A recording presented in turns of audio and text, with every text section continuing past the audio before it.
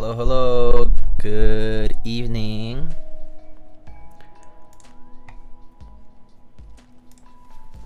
How goes it? Let's see. 765. Hello, Ankit. NA Jack. Hi. Odium. Hello, Christian. Hinker. Emerade. Hello. I cannot catch you live, but I've been watching some VODs while working. Feliz cumpleaños. Oh, muchas gracias. Thank you. Diego needs to change his about to. I'm a keyboard enthusiast and luxury custom keyboard crafter build service provider. Maybe one day.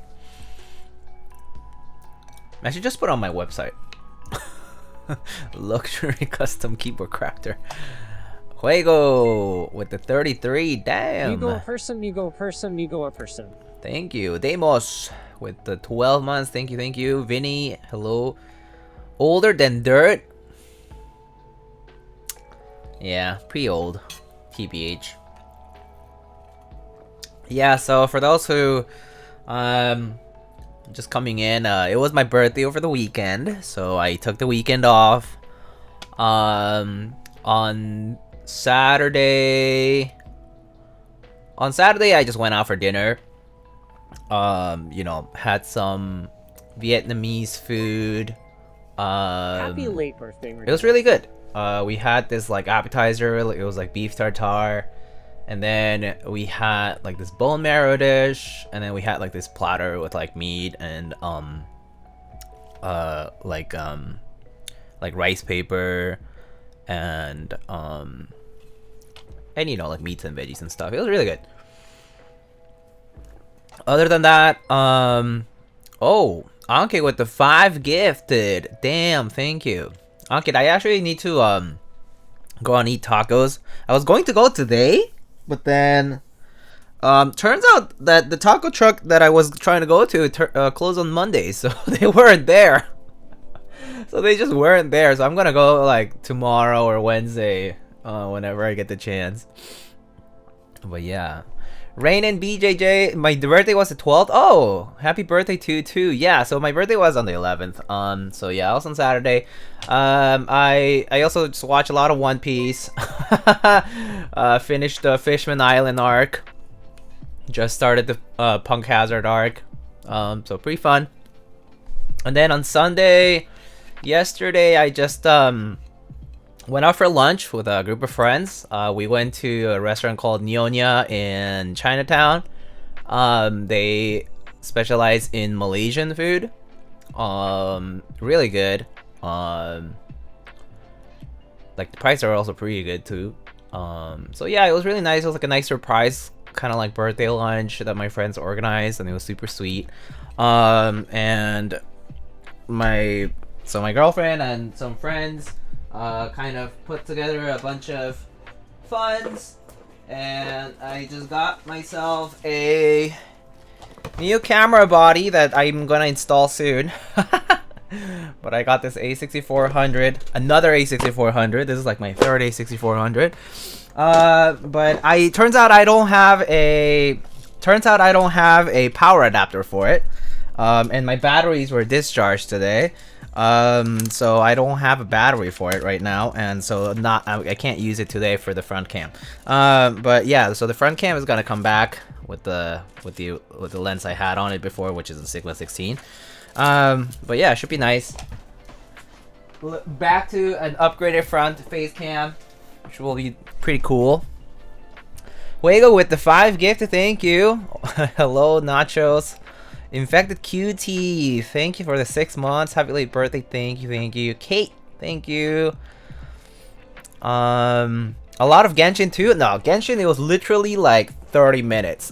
All I did was dailies and then I close it. That's literally all I do on Genshin these days. Is I open it, do my dailies, takes like 20 minutes max, and then close it. Which, yeah, so that's that. What is up, AJ Tommy-san? How's it going? Mister, what do you upgrade from? So right now I have, so on my front cam, so originally, right? So originally on my face cam and my overhead right now, I have an A6400 body basically. So two A6400 bodies from Sony. This one has a zoom lens, the one above, and the one that was in the front had a Sigma 16. But I got this camcorder, and so I was like, oh, I kind of want to have a side cam like some of the other streamers do. And so I decided to basically take the A6400 that was there, put it on the tripod next to me, and then and so this one right now, you know, is on the tripod with a Sigma 30, and then, you know, my front cam, which is this camera, is basically like a camcorder. So it's, you know, it's like 1080p. It's not like amazing, as you can see. It's not like super crisp. You know, when I switch over to the Sony, like, it'll be back to like 4K, but you know, it gets downscaled to 1080, plus the lens is nicer. So normally when it gets downscaled like that, it looks pretty crisp. Even though technically it is 1080p, I think, on native Twitch, because that's just like what it takes. I think they can take like 1440 now, but I don't know how to set it up. But also I think my internet isn't like particularly good for me to do that anyway, so 1080 is fine. So yeah, so I just got a new camera body, a Sony A6400. So basically it's my yet another A6400 body. What's nice is that I can use all my lenses. So I have like a macro lens, I have a couple of prime lenses, and a zoom lens. So it's like I can use all my lenses, which is really nice. I did debate for a while, like, if I wanted to switch to something else, like a Fujifilm or something like that. But yeah, just like having to migrate systems, or even just having to like get new glass and things like that, is just kind of a pain in the ass. So I was like, so I think this is fine. And also, like, you know, I mean, it was like a gift. So for me, it's like this works perfectly. So yeah, Blue Crayon, hello, Raider Noise, how's it going? Liquid Sky says, I didn't know you were New York based. Yeah, Nyonya is really good. I am in New York. Cash only though. Yeah, it is cash only. So yeah. And cam reason.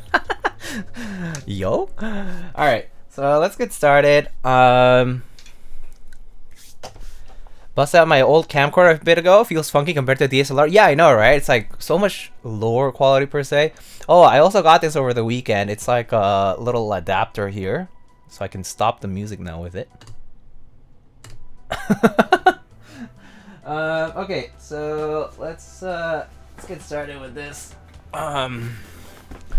Changing systems is so annoying. Yeah, like, I used to be a Nikon person for a long time. Like, this was before I switched over to mirrorless. I had a Nikon DSLR. Like, I started like on a D3300 probably, or 3200, one of those, you know, like D3000 series.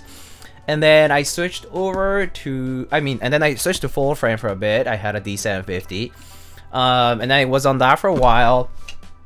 And then sold all my equipment. Like, this was actually before I did keyboards.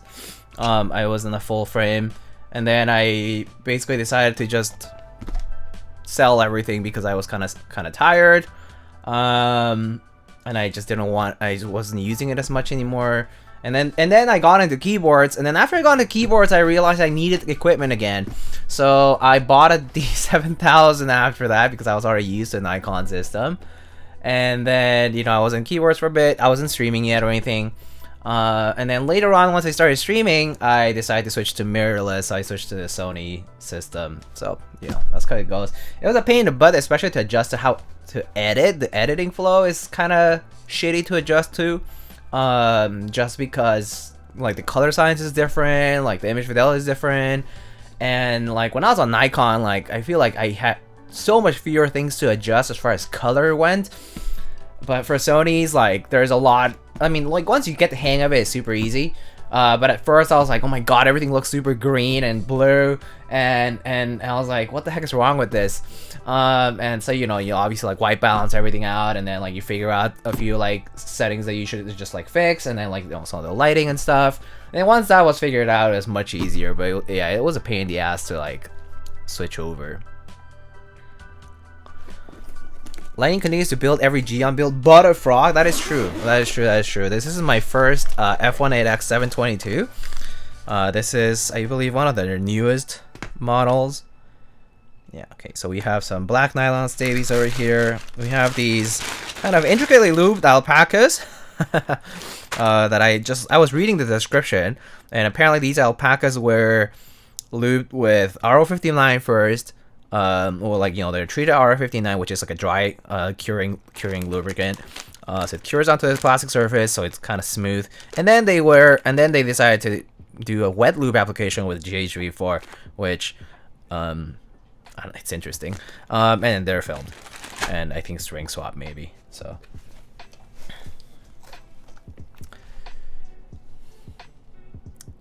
hello. Anyway, hello Justin. How's it going? So we have our board here. Can you show how they sound? Yeah, sure. Let me just get all this stuff out here, all the parts and whatnot, and we'll get to that.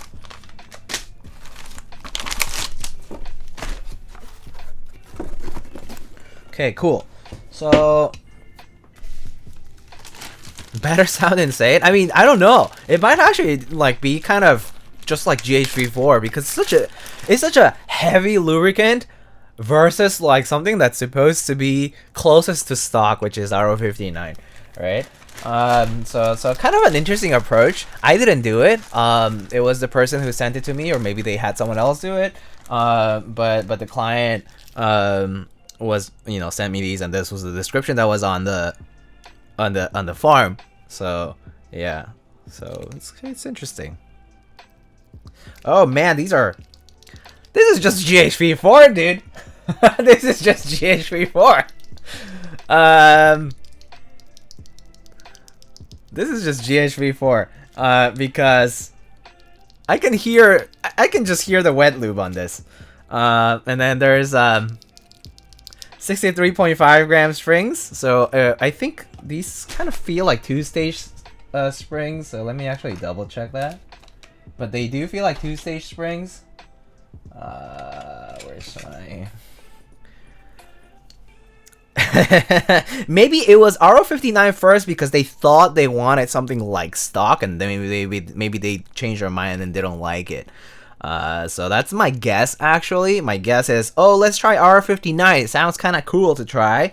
Do it. Realize that you don't like the stock sound of alpacas, and then be like, I'm gonna go the opposite way. And yeah, I was right. Oh, it's not a two-stage spring, but it's one of the really long springs. So it has a super long 63.5 gram spring here. So no wonder the return feels super heavy. I mean, or like it's just very preload heavy. Very snappy. Interesting. Anyway. But yeah, it really just feels much like a 205 or like a GHV4 kind of switch, which is a pretty heavy lube. So I think no much different from that. I mean, alpacas are so smooth already. I don't really see why you would do RO59 anyway. But alas, that's how it goes.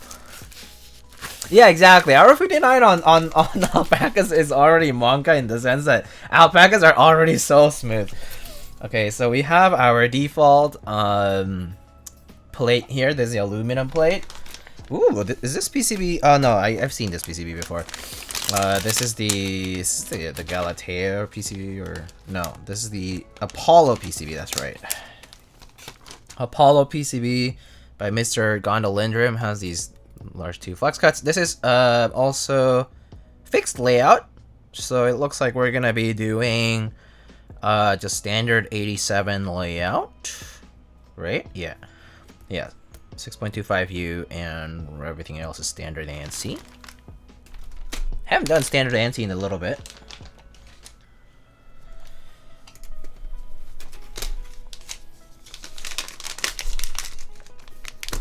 Do you win the unicorn raffle today? I didn't. I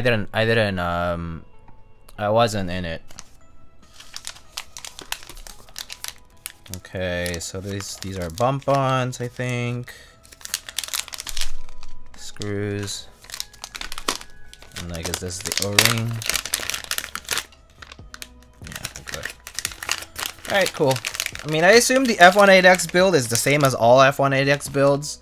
So probably the internals are slightly different. I'll show off the board anyway though, because the board itself is a new model. At least I hadn't seen it before firsthand. So it still has the 6 internal brass weights there, and still has a right-sided USB port.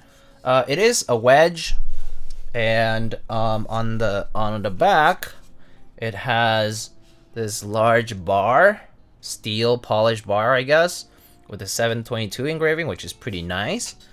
And then, oh, okay, that's new. In the bottom here, in the bottom right, it does say like Geonworks, something something, you know, F1-8X 722, TKL, material, weight, quite heavy, 3.2 kilograms, 9-degree typing angle.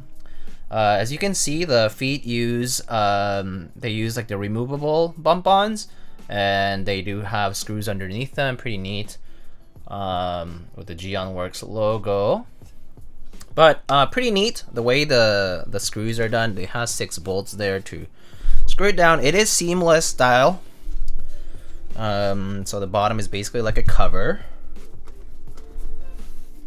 It's quite heavy. I believe in wedge supremacy. Yeah.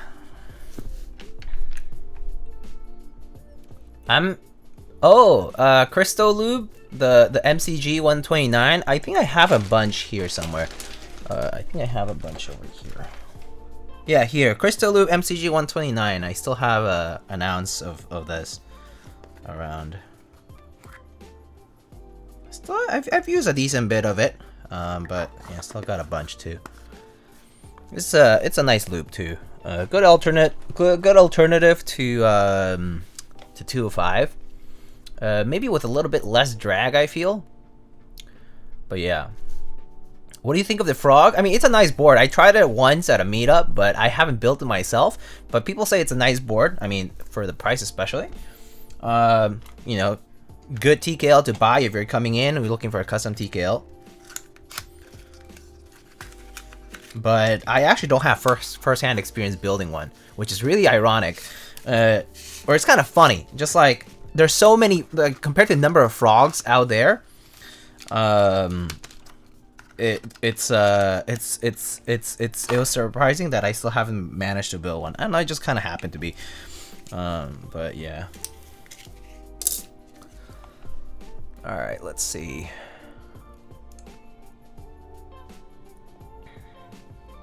Three of us friends tried to raffle, none of us won. I mean, the chances are pretty low, right?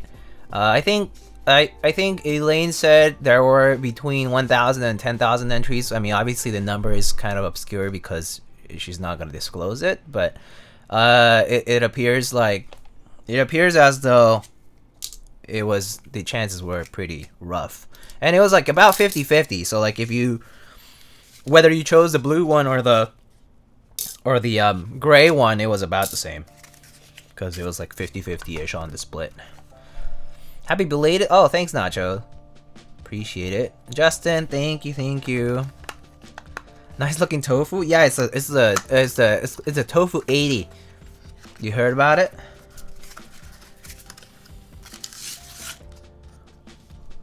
Korea. This board is a pain to move around. Yeah, that's true. Wedge keyboards, especially like TKLs, are kind of a pain to move around for sure because they're so heavy too. Yeah.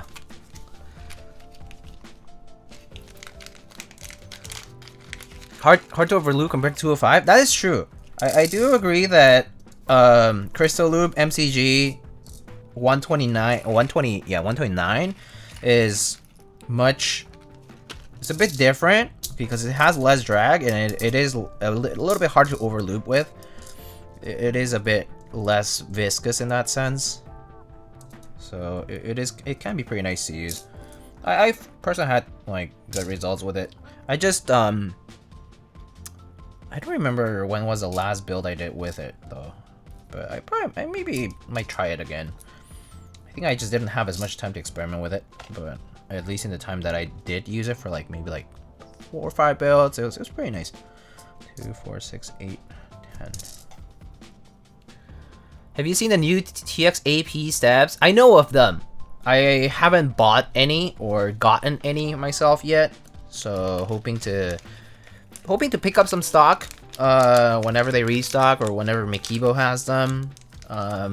Usually I try to buy like relatively in bulk, like I try to buy like 10 or 20 packs at a time because I build often, so yeah. I'll probably buy a bunch later on. I'm also waiting for like the black ones. I prefer to build with the black colored stabs. Just kind of goes a little better with every build.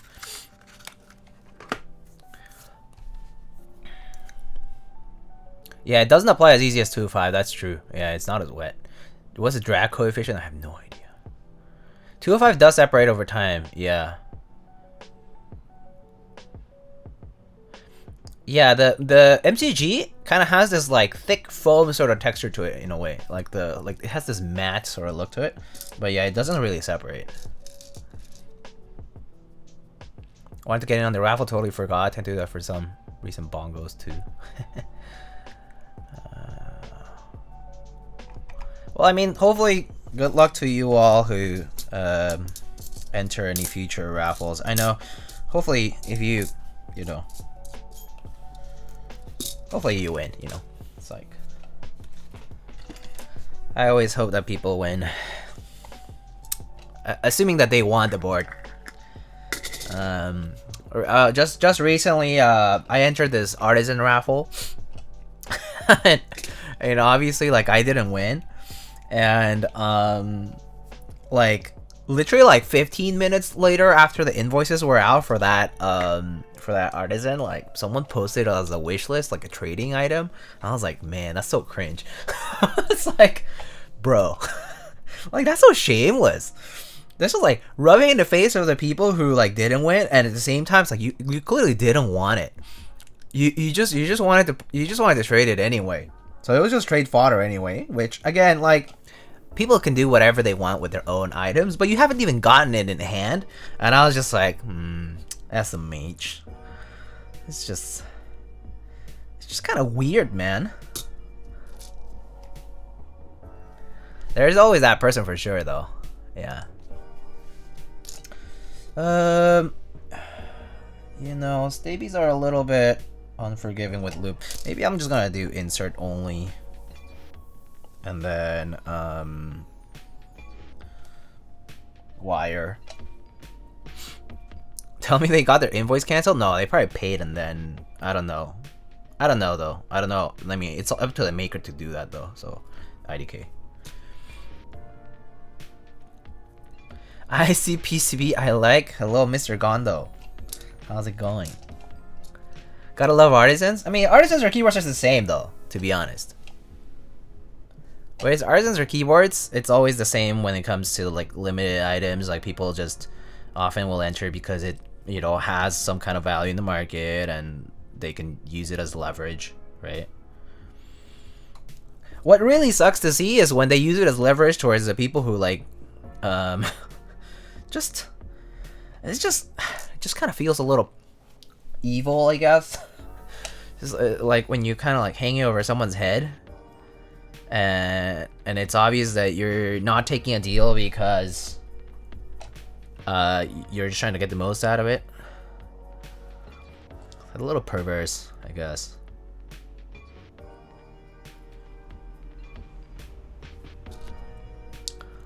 I don't see any pato putos in those Artisans. I have a bunch. If you want me to show you some, I have them over here.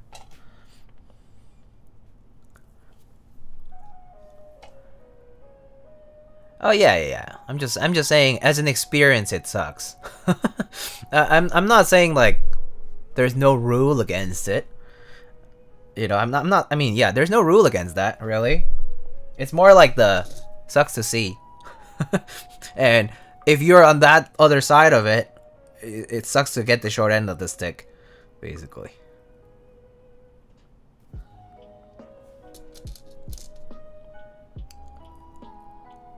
Give them duckiness. Yeah, I have a few here. I have one right here. I have this. This one was actually one of my first ones because Mr. Uter Strudor, who was very kind to help me out, got me this one.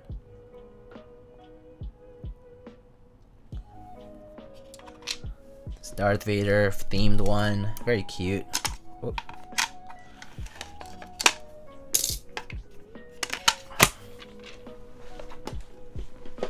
And then I have these other two.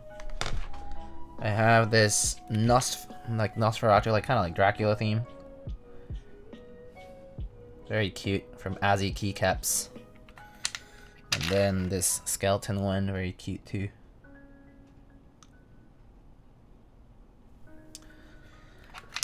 Nice resin, thanks. Do you ever join RQ? Yeah, I do join RQ raffles. I always lose them though. I mean, not recently. I mean, I guess it's semi-recent. Thanks to Extrapries, please, for my sub gift. Oh, Krusty, thanks for the 5 months. I joined for funsies. Yeah. I mean, I enter only for the stuff that I like, which is normally like 1 key, and not every raffle either. So it's a hit or miss. It's always hard to win sales because RNG just do be like that. Thanks to EPP sub gift. Well, I mean, I say that you subbed. How come it's his gift? It didn't say that EPP gifted it to you. Maybe he gifted the first one to you. EPP's doll build the other day was so good. Oh yeah? What did he build with?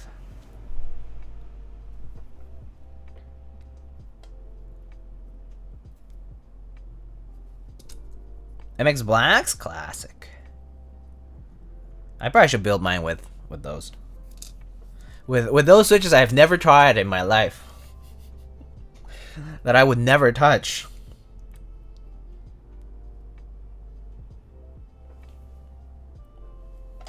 Blacks as you should. Nice.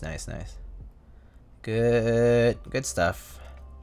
Do love me some MX Blacks. Do you guys watch the Oscars? The Academy Awards? Pretty nice to see A24 and Everything Everywhere All at Once win a bunch of prizes. Making history. Really nice. Good to see a representation like that finally pop off. Big congrats to all the actors and the staff and directors.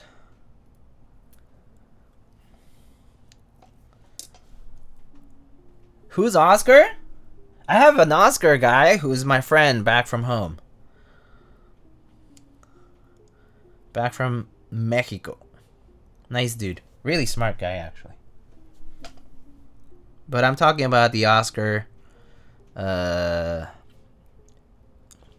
guy who multiplies himself for as trophies for events in California regarding movies.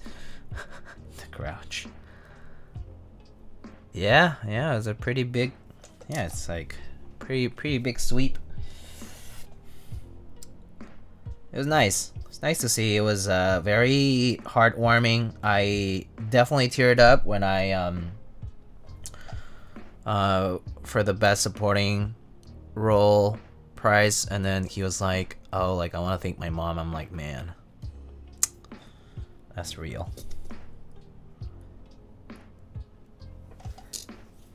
It's good stuff though. I got scared for a second. All Quiet was getting too much.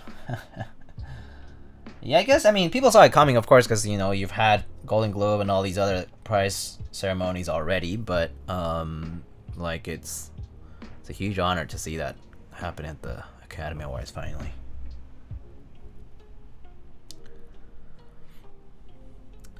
Yeah. Yeah, he really deserved it. It was super heartwarming. When the Best Picture award came up and he, like, hugged Harrison Ford, man. Sweet. So cute.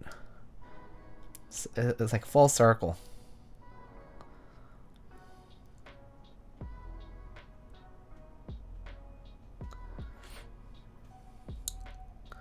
Oh, hello, Drua. I should just change it to loop with GH34 the T-Beach. I don't think it really matters. Yeah, maybe I should just do that. Honestly, it's just misleading. Jamie Lee Curtis winning made no sense. I mean, yeah, it kind of feeds on itself, right? Also, wasn't this her first Oscar, actually?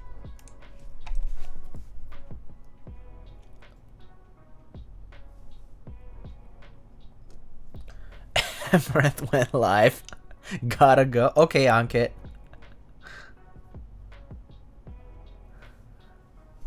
Yeah, it was her first. I was actually surprised it was her first because she's, you know, she's received quite a few accolades and stuff. I actually didn't know that it was her first until I watched it and I was like, oh, it is her first. Surprising. Like, she's so well known. So is the stem lube with R59 then greased on the legs? No, I'm pretty sure it was just greased over, I think. I mean, we can open that switch and check, but I'm pretty sure that my hunch is, well, I mean, we just tried like checking some of the switches and they just feel like it was lube with GH34. So I was like, oh, maybe it was lube with R59 first, and then they changed their mind and they're like, oh yeah, this ain't for me. And then was just lubed over so that they don't have to like toss the switches. Why would anyone do that? I mean, if they change their mind, they can do that. Happy 1 year, Migor. They can do whatever they want. Dr. Killswitch, hello, happy 1 year. I saw that you won a raffle. Is that correct? I think I saw that, but I think I might be, maybe I'm imagining things. Yes, sir. Congrats. That's awesome. That is very awesome. Which one do you win? Berlin Blue? Pewter Gray?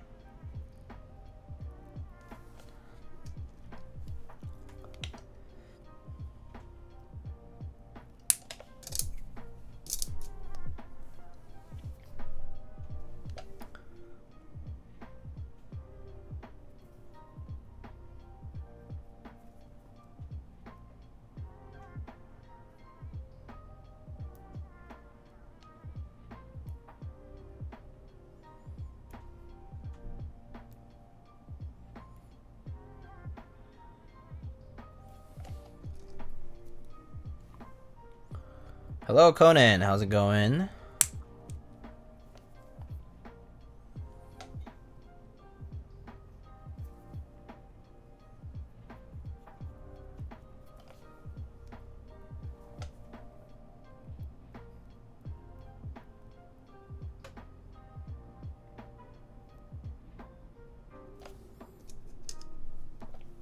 Abstraction, hello.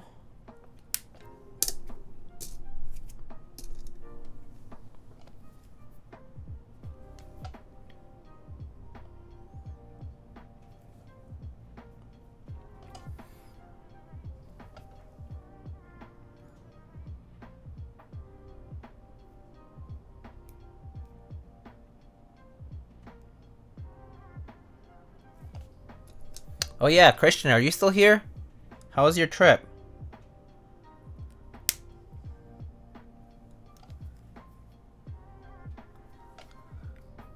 Hello, I am here. Nice. Are you back?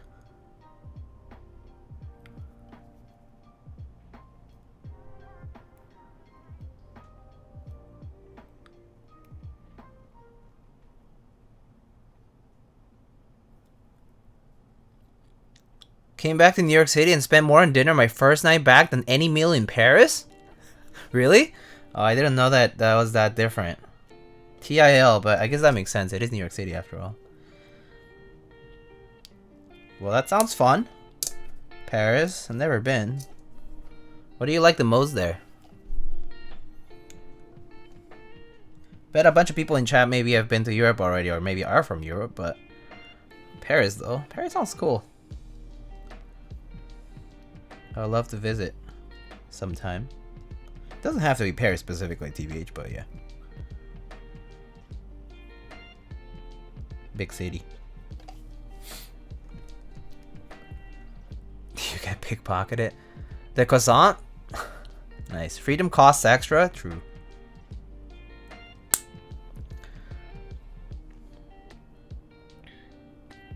Sister's going there over the summer? Nice. Nice, nice, nice.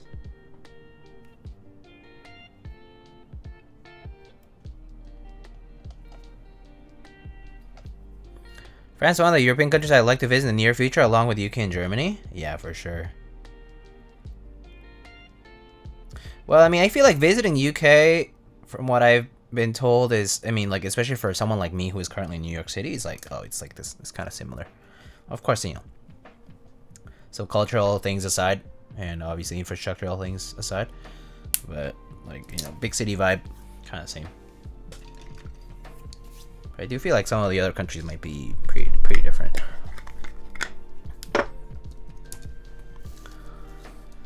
Hello, Secret Myth. Hello, hello.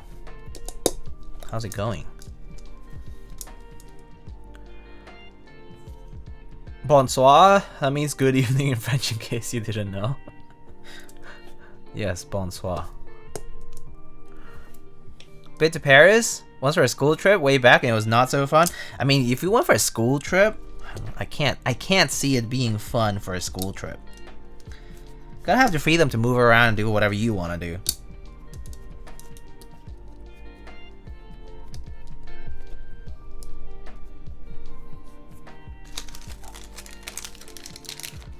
UK might be the last place I want to or visit or go on vacation. That's fair. Probably just horrible luck. Yeah, part of it, probably. These use M2 hex screws, right? Yeah. The school trip wasn't even the problem? Oh. What was it? Well, what kind of issues do you have?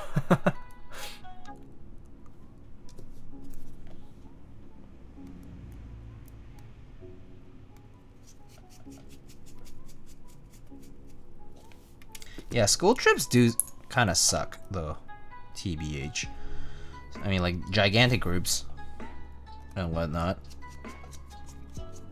It before he got pickpocketed. Dude.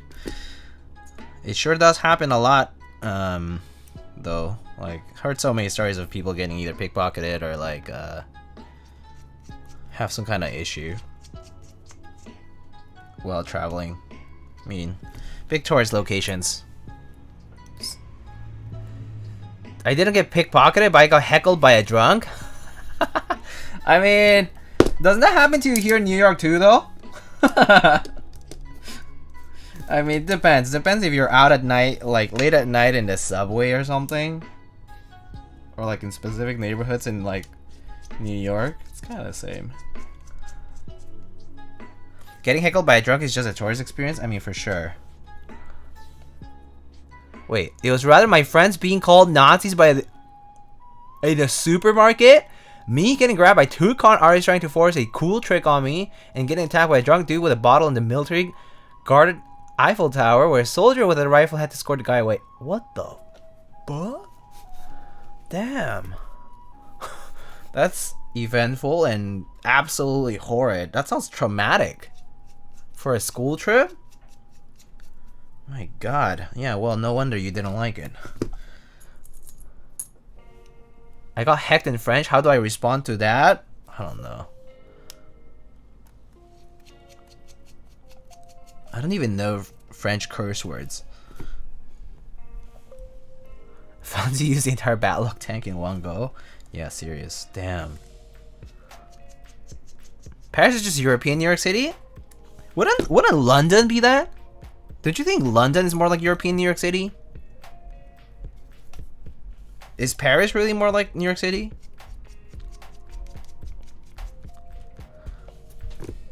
You say sacre bleu?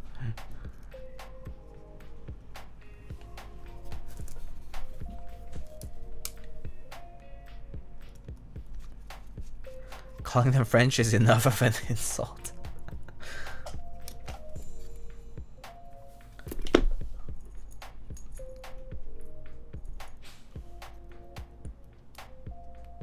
My girlfriend ran away and made me follow her. I mean, I guess that's fair. Definitely don't want to get in trouble while you're traveling with your partner.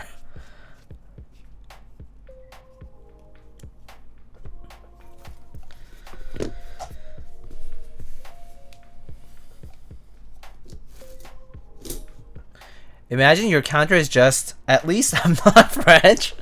Damn. Hi. Alright, let me see here.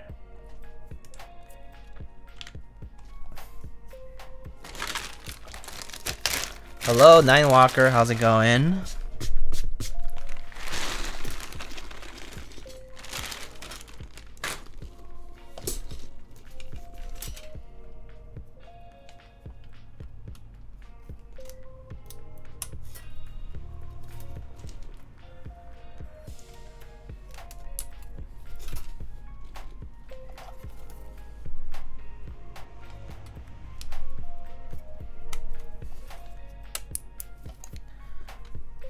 I do feel like it's a bit different in Europe where, like, because there's so many, I mean, like, countries are smaller, like, you know, geographically, and then they're all like kind of together and in the same continent, right? It's a bit different how, like, with how you have like so many different cultures in a smaller region, so like visiting each place becomes a lot easier. And the mixing is different. And also like all the history too. It's just a very different kind of interaction, I feel. As someone who, you know, grew up in North America where like it doesn't quite feel that way.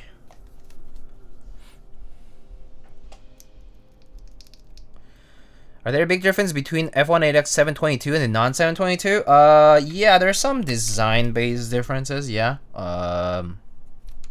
I can bring my I have the original F1-8X. I can bring mine out to show you.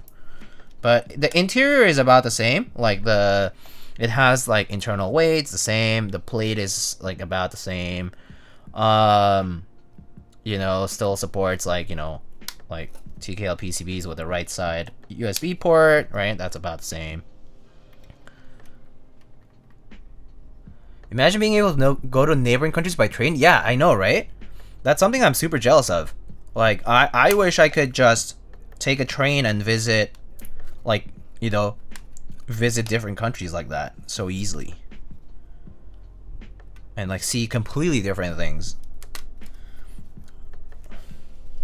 And you can do it in, like, short amount of time, too. It's so nice. It's so nice.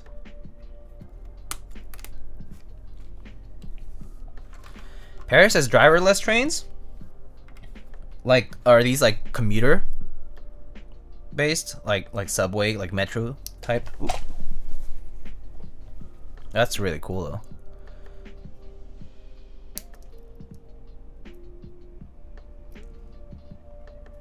Almost said Canada.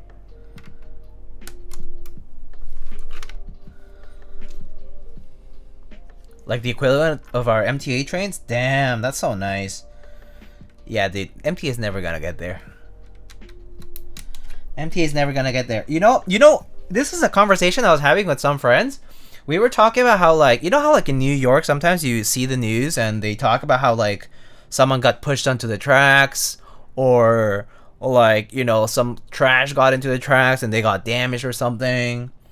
And, you know, we were talking about how, like, you could, like, we're like, oh, like, what if they just put the doors, right? Like, you know, like the doors, like the glass doors that like separate the tracks and the platform. Like, for like in a lot of Asia they have that, where, like, you know, they just have doors that open, like the glass doors and the subway's car doors, right? And then we were like, And then like a friend was like, oh, you know, I don't think that's really doable because like people in New York would just smash the glass doors. You know, they would just smash them. Like it would not work because they would just get destroyed.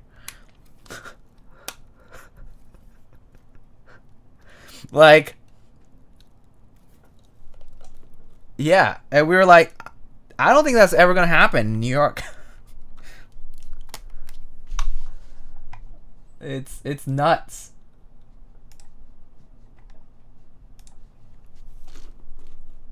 I mean, it doesn't have to be glass. It doesn't matter. You know what I mean? Like, the infrastructure wouldn't last is basically the argument that people like that was being made. Concrete walls. Holy shit. Oh man. Like, I'm still surprised we can't get like cellular signal in the subway either. Like, Asia has it, and they also have subways, and they just have repeaters, and they can broadcast cellular signals underground too. We still don't have that. I mean, you know. Yes, New York City residents can be a bit oonga boonga. Yes, they can be a little bit oonga boonga. Yeah, I don't disagree with that because, you know, sometimes you do encounter some weirdos and they're pretty wild. But not everyone's like that. But yeah, it's just a way to say that New York City does have a little bit of a different culture when it comes to these things. My friend from Korea was mauling that he didn't have service in an underground parking lot. Yeah, I know. Like, anyone that comes from Asia, like, says something like that. And I'm like, yeah, we don't have that. Like, there's no service everywhere. It's because automakers won't allow public transportation to thrive. Yeah, I mean, I know that. I mean, this is also the reason why we don't have good train systems in general, like the transport between cities. Like, it's not like the bus services are even that good either. There's a lot of things about transportation in the United States that isn't particularly good because, yeah, the auto industry is very dominant of it.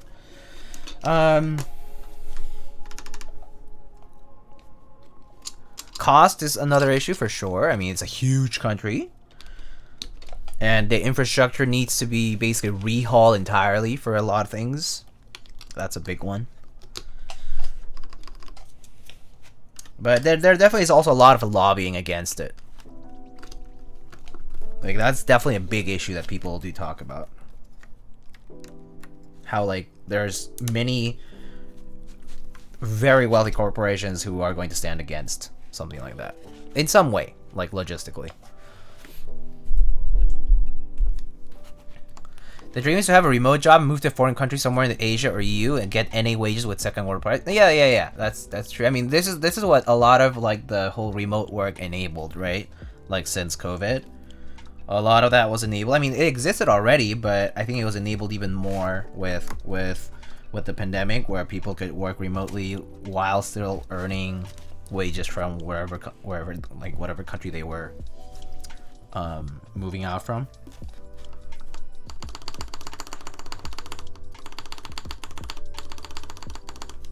So like 90% of Korea live in Seoul. Yeah, Seoul is an ultra massively dense city. It's pretty crazy. I mean, it has its other issues too because the country's so small, so the real estate's like crazy there. Overall, New York City first. Excuse me, sir, this is America. We don't have things that make your life easier. Smudge. So sad. Okay, this lubing method works better, I think, for Staebies. Just lubing the inserts, just lubing the wires.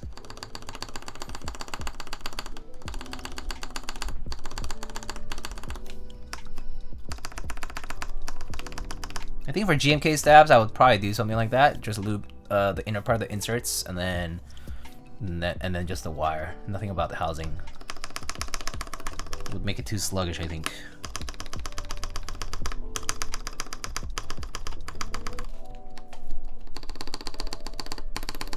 Staebies or QMX? I would say it's probably on par with each other, to be honest.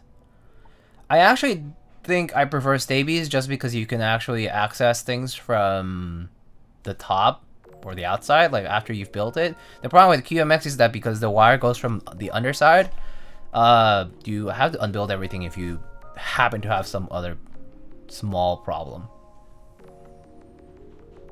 Yeah, so that part kind of sucks. And I don't think stabs are immune to error or like immune to problems over time, no matter how good they are. So I do think retouching is a thing that you need to consider, and I feel like QMX doesn't really have that anymore because of the way they designed it. That said, I think both of them have pretty tight tolerances, so they're nice, and they're both screw-ins. So if you're into screw-ins, then Staebies and QMX are both really good.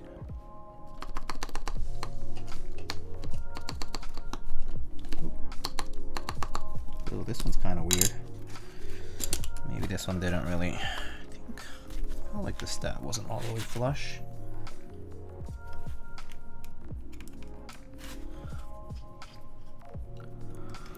It's rare that someone in Silicon Valley that makes 200K base can live in Mexico and still make those wages, unless you're lying and have a VPN. I mean, that's true, yeah. It's not quite like that. Like, the arrangements are not like that lopsided, so to speak. A friend from Norway came to Germany for a weekend. He was complaining that everything was from the 70s. Wow. Damn. Yeah, come to the States then. It's even worse.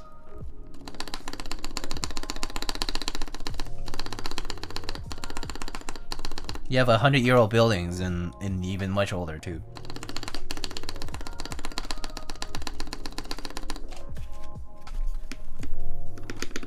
Can't believe it took them 4 years to get us QMX. Well, I mean, they had all these other keycaps to produce, so I'm sure R&D didn't really have much room to breathe.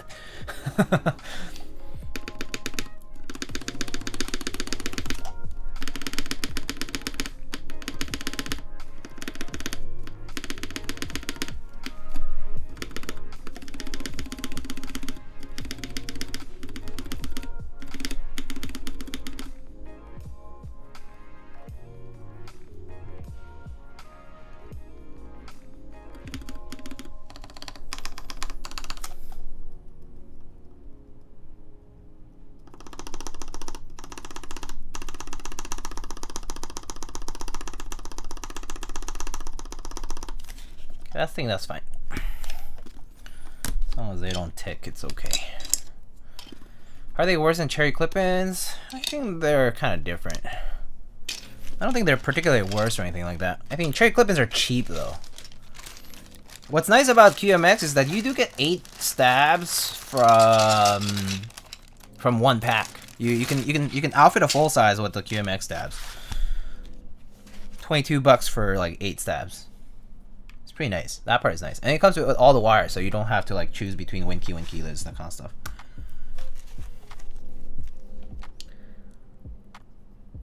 My company's full remote, and we're allowed to work and live anywhere for 6 months without having to update our addresses. Yeah, 6. Oh, that's because I mean, 6 months is a legal requirement for most cases because of like declaring like your residence in a specific state and whatnot. So.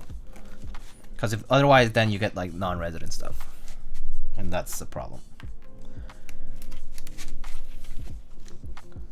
How do you fix the corners of the keys, like shift and enter and backspace?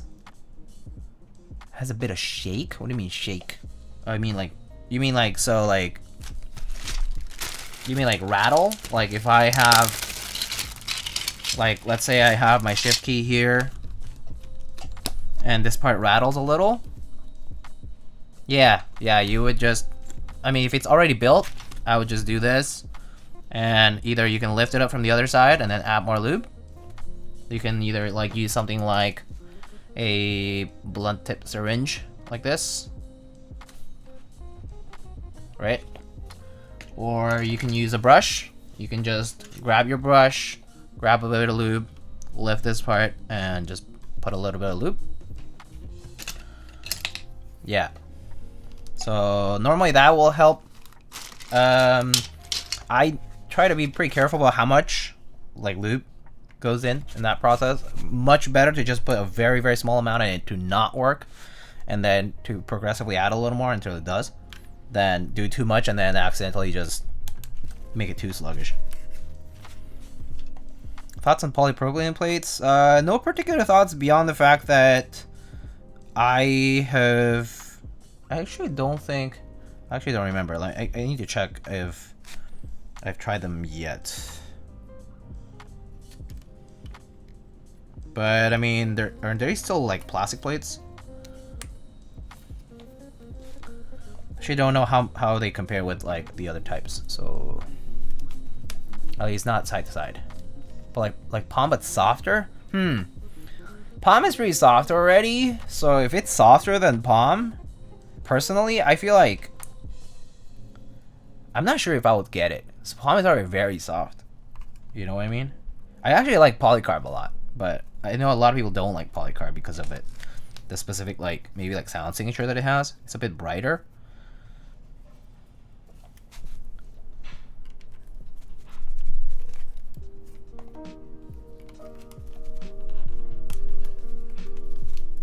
Is QMS the only one to offer a 6U wire? Yeah, I think so.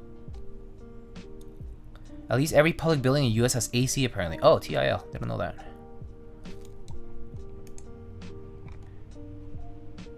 Palm is really soft, yeah. I hate palm, like PC, love PP. Oh, really? Interesting. I guess I should try more of the polypropylene kind. I haven't tried as much. I think I've only tried it maybe once. I don't remember which one was that had polypropylene. Was it the Prophet that had polypropylene? I think it might have been the Prophet that had it.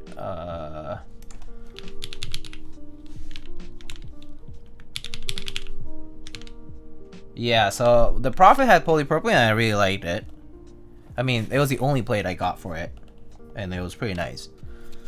But I haven't tried other plates to compare the same build or the same board.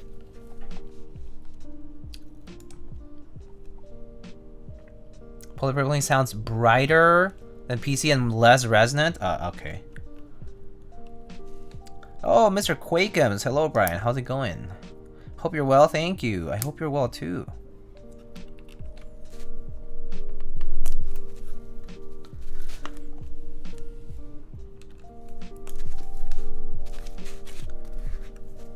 So jealous of your dollars?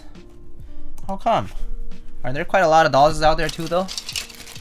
Wait, no, it's not the right bag.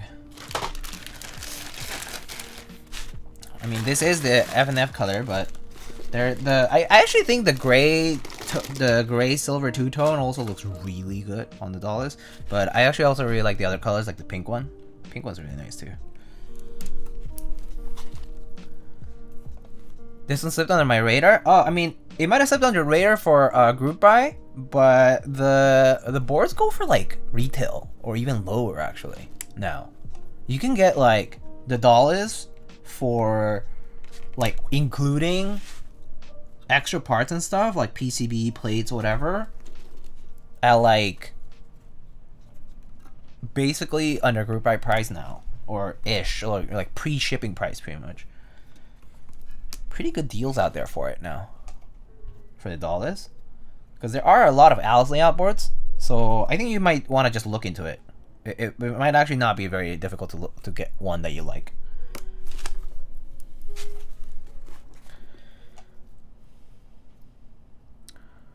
Are there like 1,000 unicorns out there now? Yeah, there's a ton of unicorns for sure.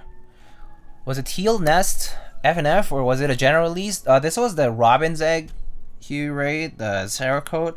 I mean, I got this one direct from Lulstacks, so it was like a gift. But I think there were some sold. I remember he was saying he did 2 batches of Cerakote units. This was like when he was still testing Cerakote units with the NRD stuff. And I think Robin X, you did have a small sale, but it was very, very small, right? Yeah, it was first round proto, second round sale. Yeah, exactly. I remember it was the first round proto. Like, this is like a B stock, I think, of the proto round. And then I remember there was a sale after that. I just remember someone saying that they had gotten one. Which M6C is that? This is the dual shot one. So it's like kind of like moon-ish color, like gray, and then this is the dual shot, like PlayStation controller engraving. It's unplugged right now. You have any issues with the screws? A friend of mine and someone on the meetup had to buy better screws because the included ones kept falling out. I didn't have issues when I assembled it, and at least for a little while. I did replace them because I wanted non-Phillips screws, so I never had issues per se.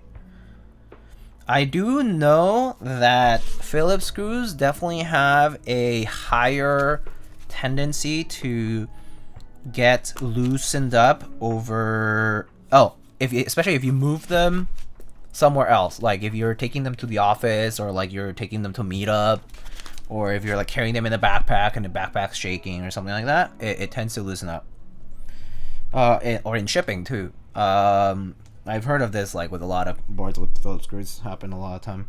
I also like don't really like how they look, Phillips screws, so replace them with hex screws. Secret Myths, thanks for the Prime sub, appreciate it.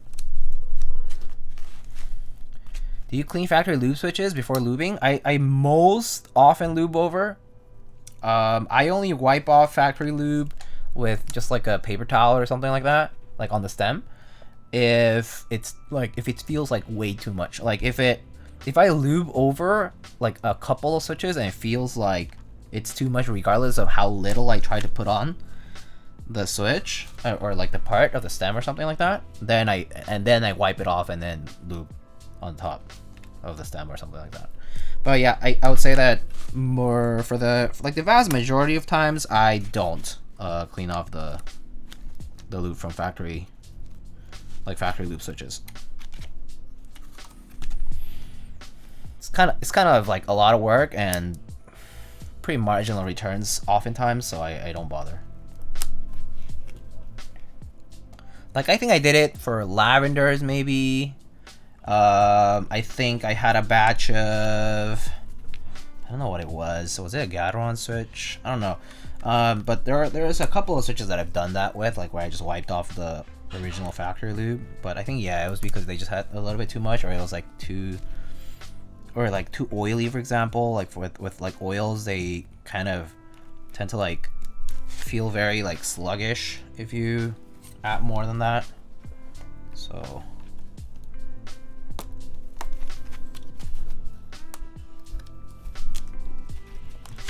I'm afraid of overlubing due to lack of experience. That's fine. The easiest way to avoid it entirely is just to do a trial run of one or two, like 2-3 switches. So the idea is to get a prototypal switch, or like an archetype basically. Like you want to get like your model switch. So by you do like a handful of switches until you get one that you like, and then you try to replicate that thing over and over. So like you don't just go and lube all your switches at once. Like you don't just open them up and lube them all in one go or anything like that. You want to do like 2, 3, 5 switches, get some that you like, and then you're just going to try your best to replicate that one that you like. How do you undo overly lube switches? I mean, the easiest way, honestly, I know some people recommend like ultrasonic cleaner and whatnot. I don't have an ultrasonic cleaner, so I just open them up and wipe off the lube with paper towels. As simple as it gets. Wipe off as much of the lube as you can with something that can absorb it or take it off. So that's literally what I do. Because I don't have an ultrasonic cleaner. Happy belated birthday, Daigo. How are you? Hope can't bother to send it out, you know? Oh, Mad Max, thank you for the 18 months and for the belated congrats. Appreciate it. Doing all right. Yeah, I mean, ultrasonic cleaners are super cheap. Like there's the jewelry ones, yeah, like $30-40 shipped, and you'll fit a small batch of switches and it's perfectly fine. I mean, maybe it might not last as long, like durability wise. Maybe you'll do a few batches and the cleaner isn't like particularly great or something. Obviously you can't like, ensure that the quality is amazing, but it'll still work for at least a few things, a few tasks. So yeah, when was your birthday? It was last Saturday.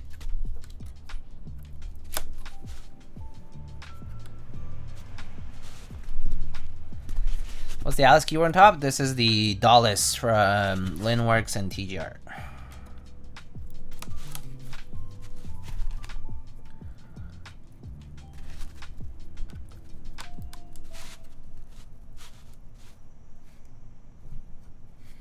I think I bent the pen.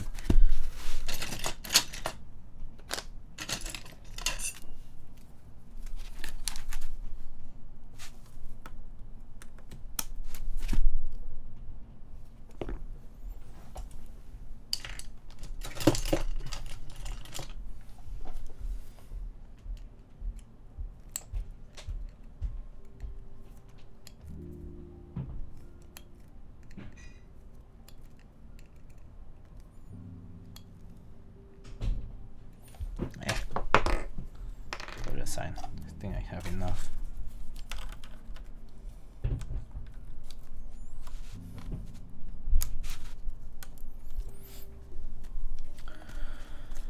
Oh yo yo, Troke. Whoa. Rare appearance. What's up, dude? How's it going? Oh yeah.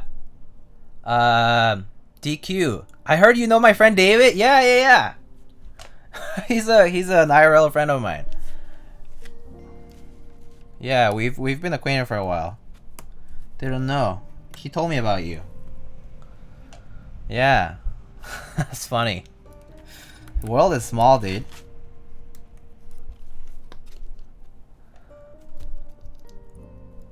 How do you desolder switches that won't come out even after using the desoldering gun? I mean, probable that you didn't desolder them like fully. Like there might be some solder that is sticking onto the PCB and the switch at the same time. I mean, like what I would try is like, you know, once after you desolder, you make sure that you use like a switch pulling tool like this, and then you properly like unclip the tabs, and then like you can like shake a little bit so that you can dislodge that leftover solder. That's one way to do it. Me and him are like best friends. Damn, small ass world, dude. Yeah, that's funny. That's cool. Do you guys still play games and stuff then these days? Heat up and use a straw. Really hard. What's it like being the GOAT? Oh, come on. Not quite. Not at all. He's too old for games. I don't know why he's still playing. Damn. I mean, I guess he is a busy man now. But hey, games are fun. I mean, for what it's worth, his wife also plays a lot of games, so.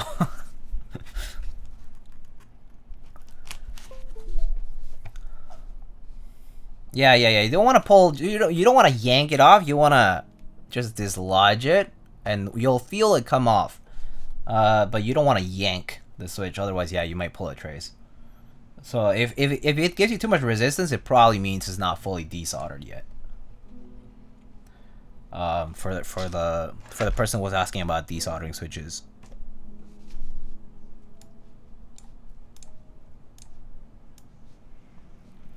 Wait, Limo Lindy, who made it for you? Reagan from Space. You should hit up Space. What the hell? Yeah. Were you like I mean, you're probably just away or something, dude. I came up with that tech. I mean, you can just hit him up about it. All right, cool.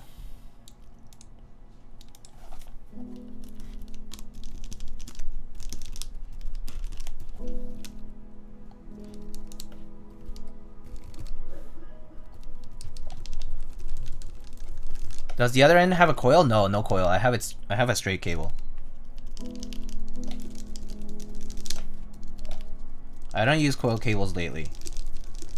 Oh, what the heck? Oh, there. Oh, I just got unplugged slightly. Oh, what the? Weird.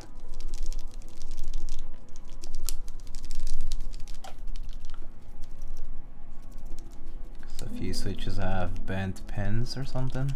Alright. So Alt H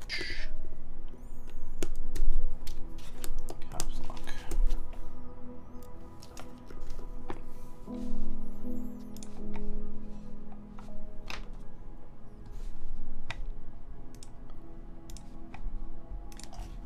Lindy is the only coil you use? Yeah, I'm not using coiled cables right now.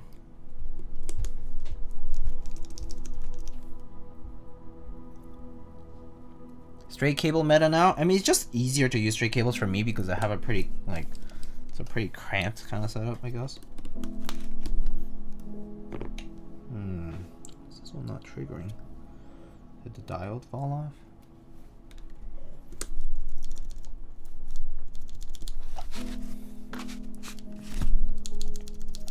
Huh. This one isn't actuating either. Let's see.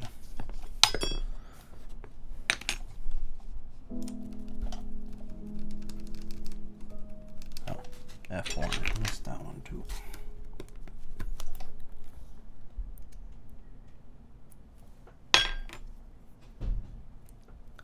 Lazy account. Hello, hello. ¿Cómo está mi streamer mamalón? Hola, hola. ¿Cómo estás?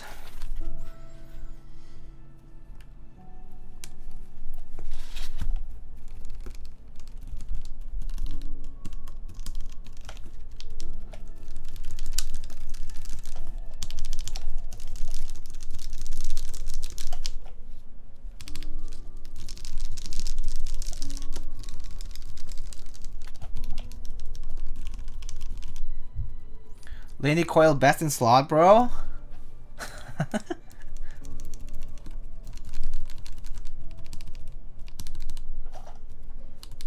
Oh, this is a function key, I think.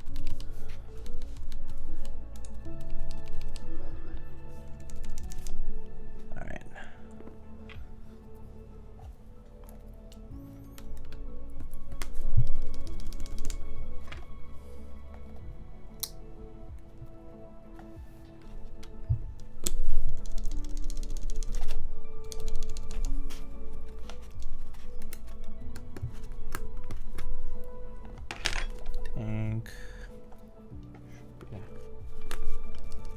Oh, this one's not working. Because a couple of these switches are probably duds. So let me see. Do I have any leftovers here? Wait, I have one here. Alpaca seem to be making a comeback. Theremin's gold rankings, maybe? I don't know. Might just be it might just be the fact that, I mean, they've always been good switches, you know. It's more so that a lot of people have been focusing on also trying all these other switches, so maybe that's why. I don't know, to be honest. And they got restocked for the first time in a while. Yeah, maybe that's also why too. I am not sure though. Like, if that's the only reason.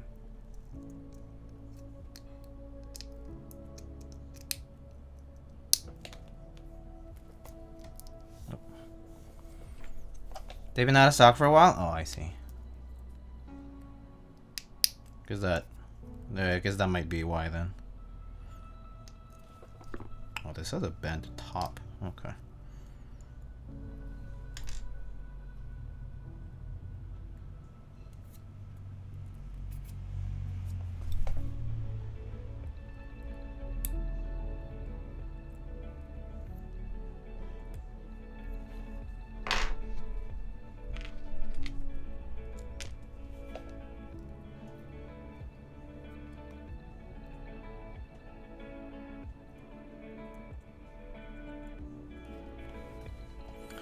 Favorite plate material? I mean, aluminum is the most versatile, I think. But I like polycarb a lot as well. Like both full and half plates. I would say those two are probably like the ones I use the most personally. But yeah, I would say it kind of varies.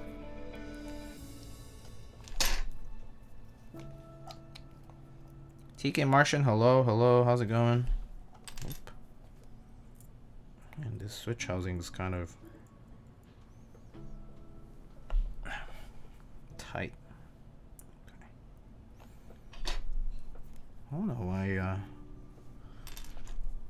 there we go.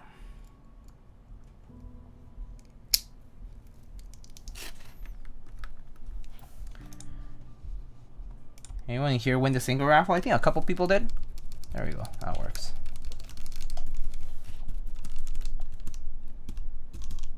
Took a fat out for a third time. Sag. Yeah. Yeah, I know some other people also lost. I mean, who won, and so many who lost. A couple who won. Maybe 3 people that I know who won, but tough chances, TBH. All right, let's see. So let me just turn off this RGB.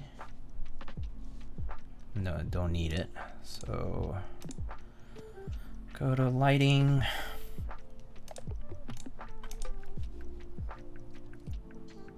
Oh, huh. Where's the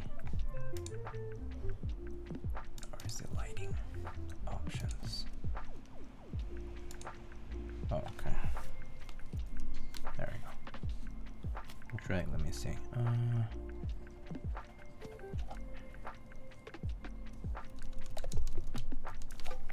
Okay. All right. Take a booger colored corn if it means have a corn. Interesting to see some more weird color options, that's for sure. All right, cool, that's done. So time to put it into the case.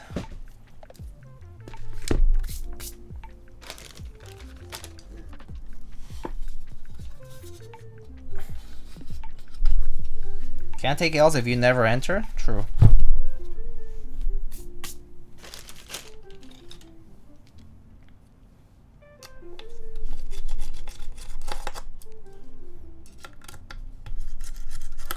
I heard there's another corn raffle soon. Yeah, it was first batch for this last weekend's. So there's going to be last batch of the blue and the gray ones, I think, at the end of the month.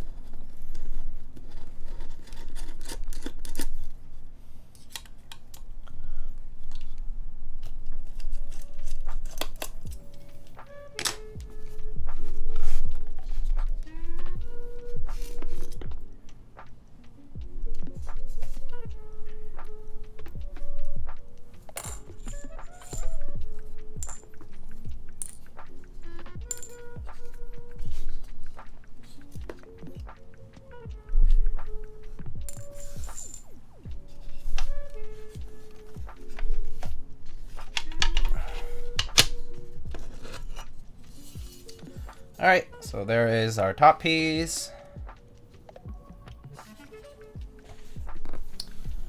Are there any major differences between the 722 and the 8X? The main, I would say, the difference is going to be this this back accent thing here. That's not on the original one. Oh, I just realized this is unplugged, so I'm just gonna plug this in.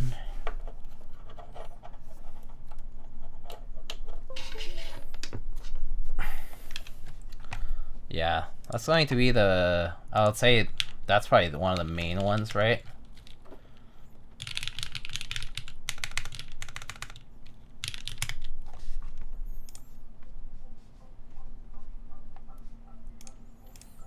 It's still like a wedge. So like the shape is kind of similar, like still uses like 6 bolts to lock the top and the bottom. It is like more seamless like on this one, so the top kind of covers the entire bottom piece. So there's that, I guess it's a little bit different too. Is it as thick as it looks? Like U80-ish? Well, I would say the U80 also has different spacing, so it's even bigger looking. But the F1-8X is still a pretty chunky board, yeah.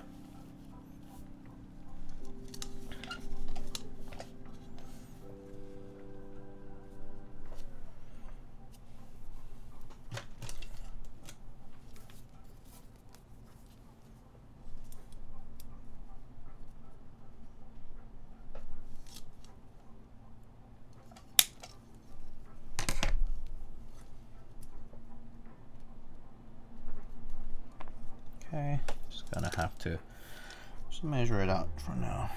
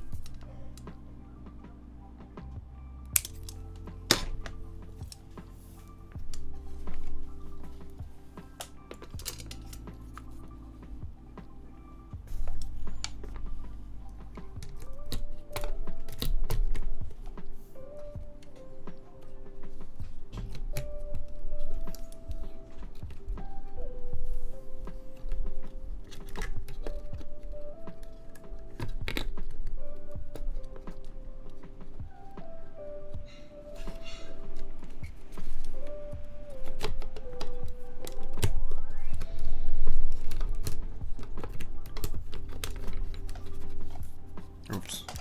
My bad. At this point, just chug anything? Oh, yeah, I have water here.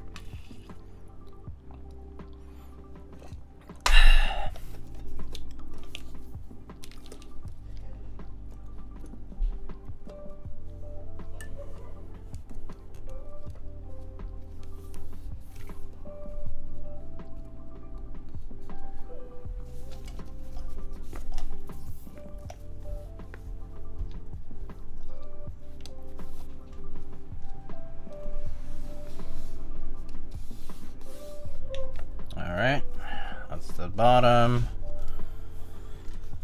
Now let's get to the top part.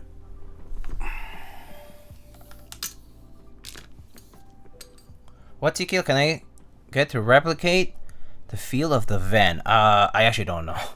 I don't have the van to know that.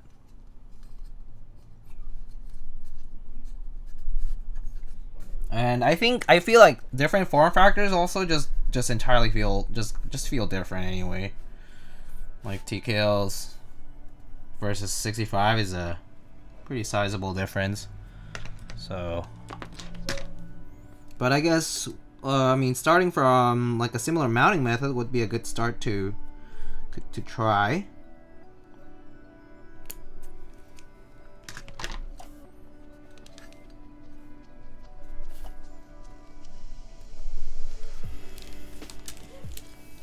Ben is super bouncy, leaf spring gaskets? I see. Yeah, if that's the case... TKL, I mean, the F1 is pretty bouncy too, the way, depending on how you build it. But, yeah.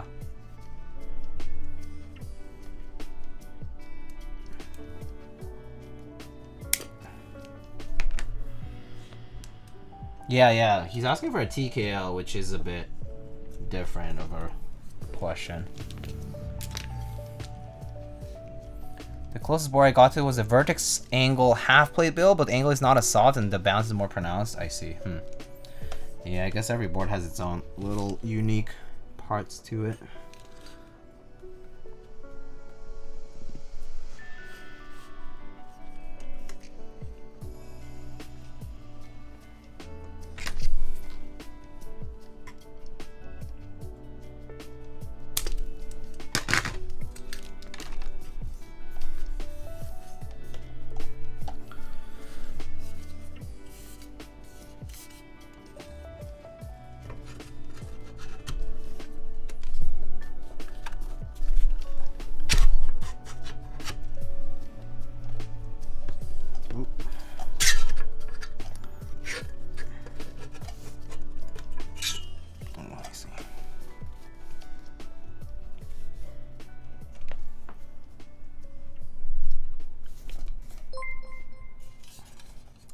Grande Domingo Oh, District. Latam Keys. Qué grande. Muchas gracias. 11 meses.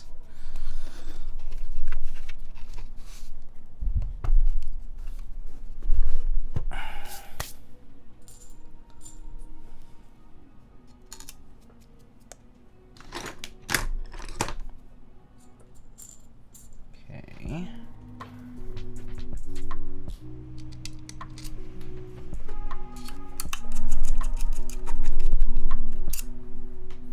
Yeah, I would not say gasket necessarily means soft, as Funzy says. It's all depending on, like, yeah, your plate, the implementation of said gasket. Like, if it compresses a lot, then it might feel a lot stiffer than you think.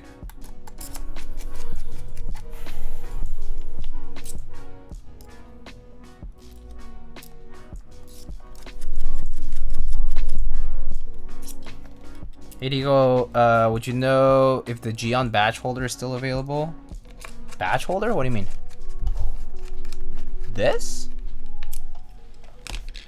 What do you mean batch holder?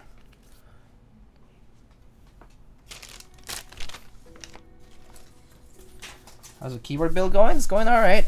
Miko Linu, hello.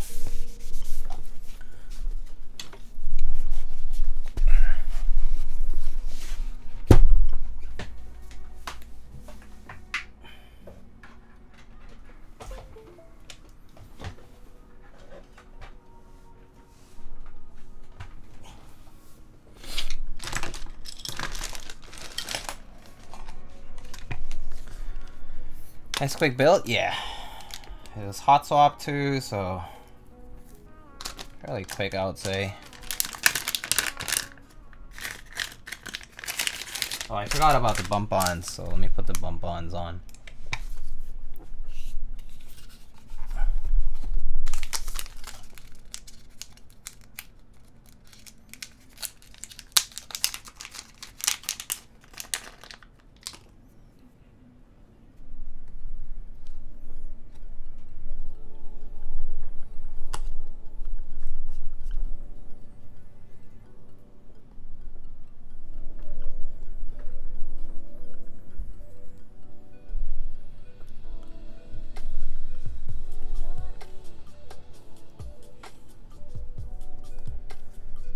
I was get to a sub while I was out. Oh, nice. Fuego with the gift. How would you rate the hardness of Space 80 and Matrix 3.0? I don't know about the Matrix 3.0 because I also didn't buy that one. Space 80. Did I build a Space 80? I don't think I did, right? I don't remember. I don't think I did. I guess I can't tell you because I haven't built any of the other two. And the F1-8X here is the first one that I built with the 722, but I imagine it's pretty similar to the F1-8X, which with output it's pretty bouncy. Yeah, I would agree with Vinny. The way this gasket implementation goes, it's fairly soft. Also, the plate has like a lot of these parts that move, so it does have a bit of that bounciness to it.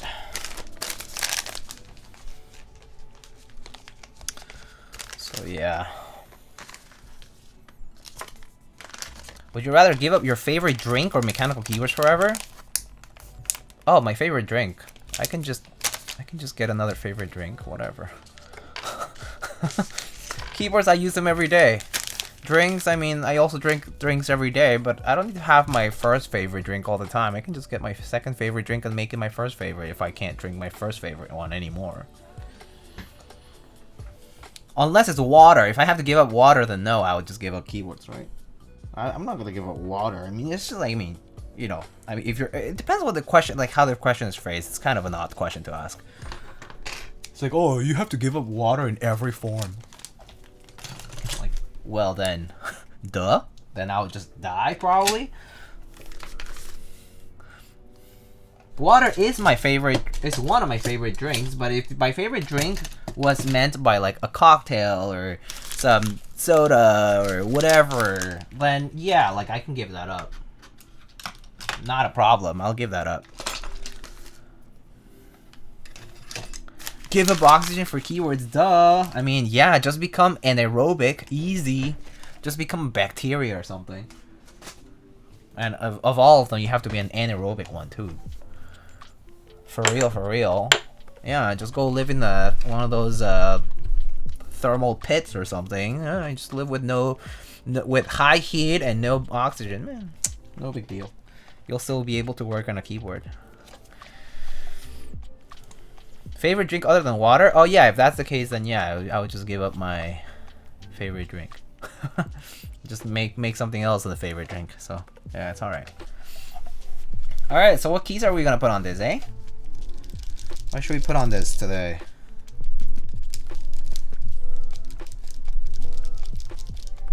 High heat and no oxygen sounds like Keycap. Dual shot? Oh, I don't have dual shot. I do not have dual shot.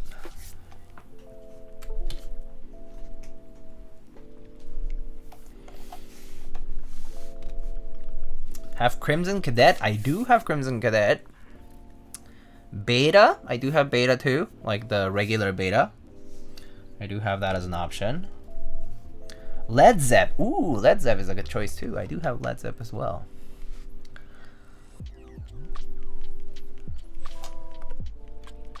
Well, some decent options here. What version of the plate? Does it say anywhere? If it says somewhere, I would tell you, but I don't know. There's so many versions now, I guess, right? Okay, there's so many options here. Okay, fine. I'll do a... Do I do a poll here, or do I do... Yeah, I'll do a poll. Oh. Or not. Someone wants to see Dolch R5 on it. Someone spent their points. So, alright, Dolch R5 it is. I'll go get a set of Dolch R5. So yeah. Obito, do you want it with Hangul subs or without?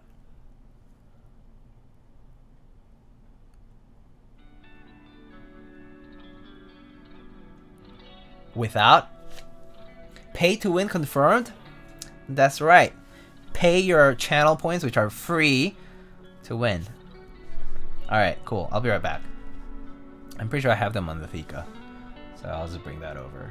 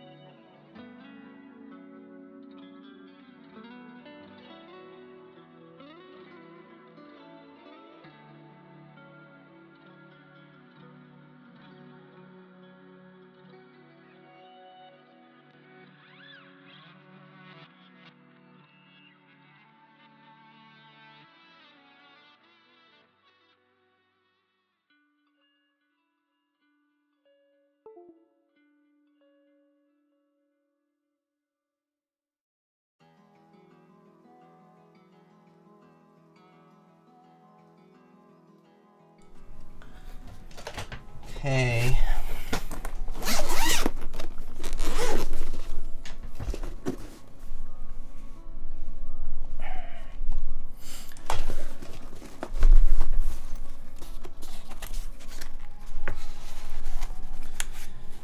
Oh, I do have to get some of the bottom row keys. So actually, let me go get those really quick. Where did I put them? And I also need the regular caps, which I never use, so I need to find that one too. Let's see, Dolch R5.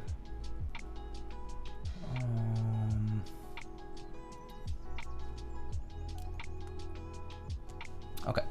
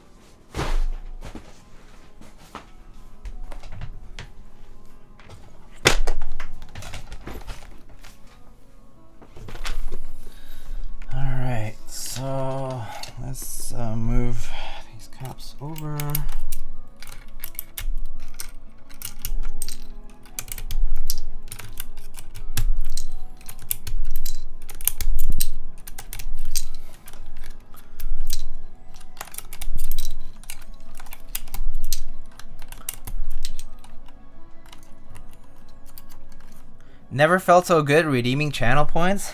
Nice. Definitely true that black and gray boards go so well with Dolch specifically that it does seem worthwhile to do that. What switches would you choose for a unicorn build on Alu and another build with Palm?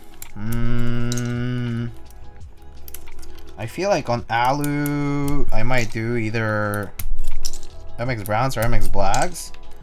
And then on the Palm one... Actually, if you're gonna do that, I would say go with the linears on the Palm. I mean, no, go with the linears on the Alu and the tactiles on the Palm. How about that? Like, whatever tactiles you like and whatever linears you like, just put them on the plates respectively. Is there a sound difference between R4 and R5 rope? Probably, but I personally don't really care to make a distinction. I mean, maybe.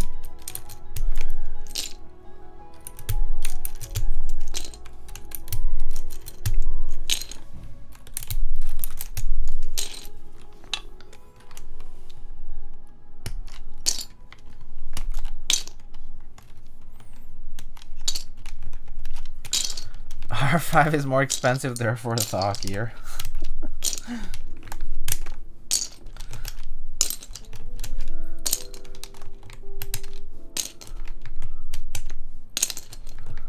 Yellow and black is a nice combo too. Mama Hoo does have a good point. Sarika does look nice on black as a contrast.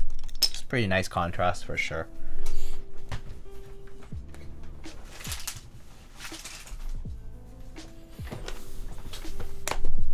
R5 Bonnero is older and therefore better. That's a nice one. That's a good one. I wasn't expecting to hear that. True.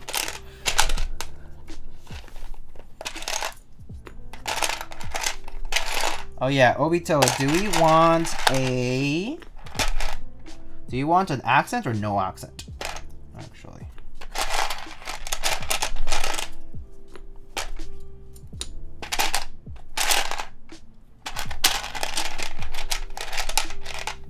No accent. Alright, sounds good.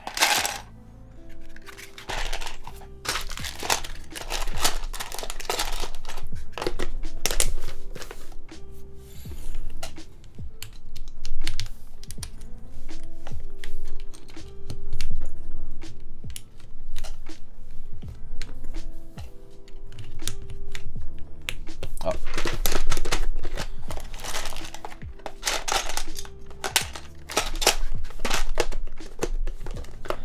Accents are mid. I mean, I think accents go well. It all depends. Sometimes they look really good, and sometimes it's just better with no accents. Like it depends on the set too. Some accents are just too strong for the set, and some board colors.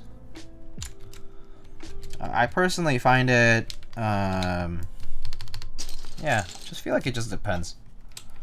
Just kind of have to gauge it case by case. But I think they can look really nice in small numbers. I don't really like putting like all the accents on everything. Like at most like 2 accents, like one for each, like one to flank each corner or something like that, or like, you know, enter and escape, right? Or like escape and arrows is fine. But for example, one thing I'll never do for accents is I won't do enter accent with arrow accents because they're too close to each other. It doesn't look that good in my opinion. Yeah, Yeah. So like doing accent enter and accent arrows on a 65 personally looks kind of tacky. IMO. And yeah, there's some sets that do just look really nice with accents because it's part of the theme. You know? So it all depends on the set.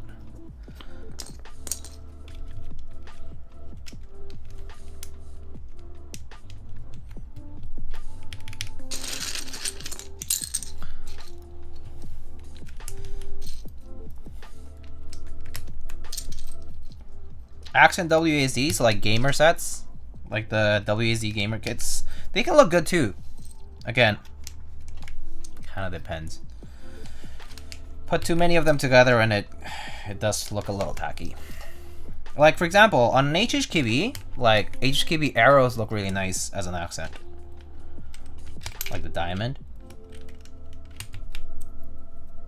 Assuming you have keys that can cover that, right? 4, 5, 6, 7. Okay.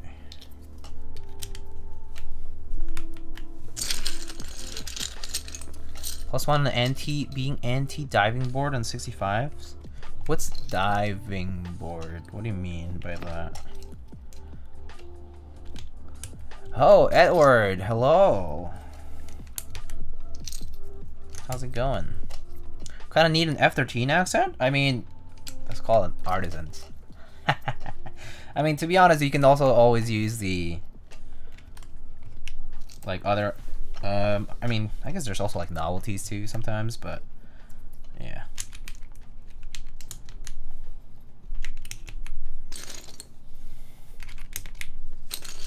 To match it with the set? Yeah, could be doable, to be honest. Yeah, I mean, if someone added one extra key as an accent color, fine, I guess.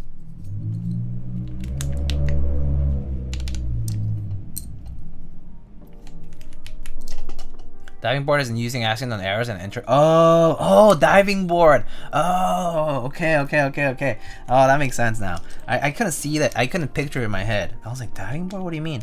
Oh, I see. Yeah, that makes sense. That's a good one. Yeah, just arrows or enter and escape. Yeah, something like that. I think it looks nice. Yeah, you can just use the top row accent for F13. Yeah, exactly. So depends on what you have.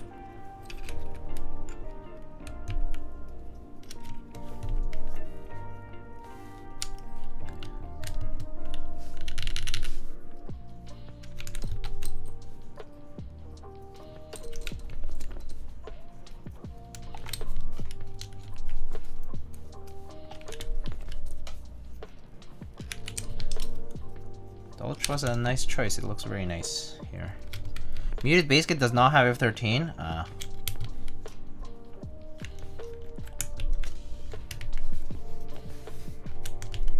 But yeah, that's actually why when I did Dolch R5, I didn't want arrow accents because they feel too busy.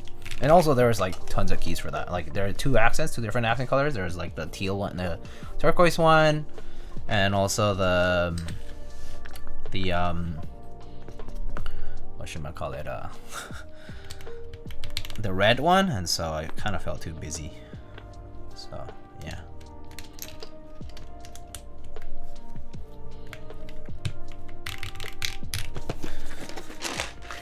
Alright, I do have some matching artisans that I recently got. I actually recently got this this is the set matching artisans for Dolch R5 that Rubber Hose made. So yeah, looks pretty good here.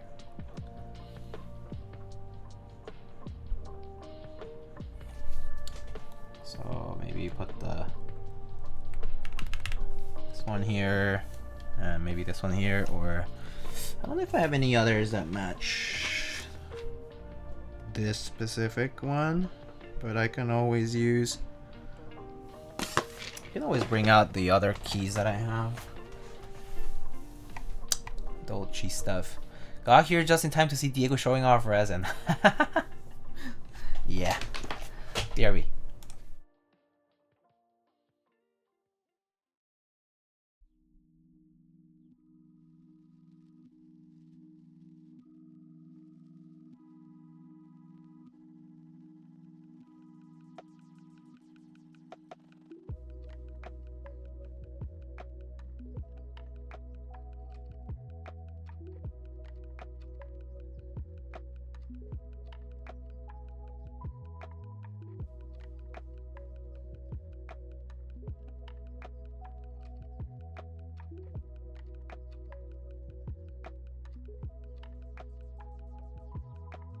Alright, maybe we can do something like this. So I have these other Artisans. That should match. For this cluster,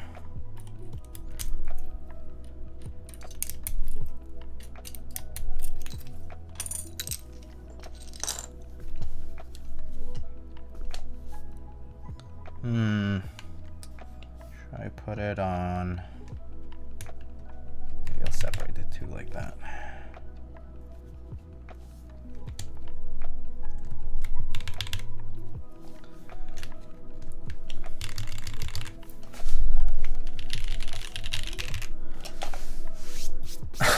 How many Artisans do you have? A lot. Too many for one man might be the right description for it, to be honest. But definitely a lot.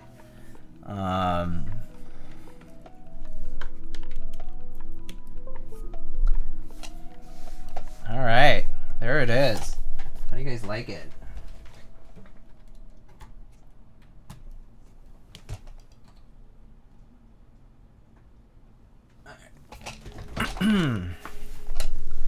How many GMK sets do you have? A lot as well. Fewer than my Artisans, I think. But a lot. Too many as well. Too many sets.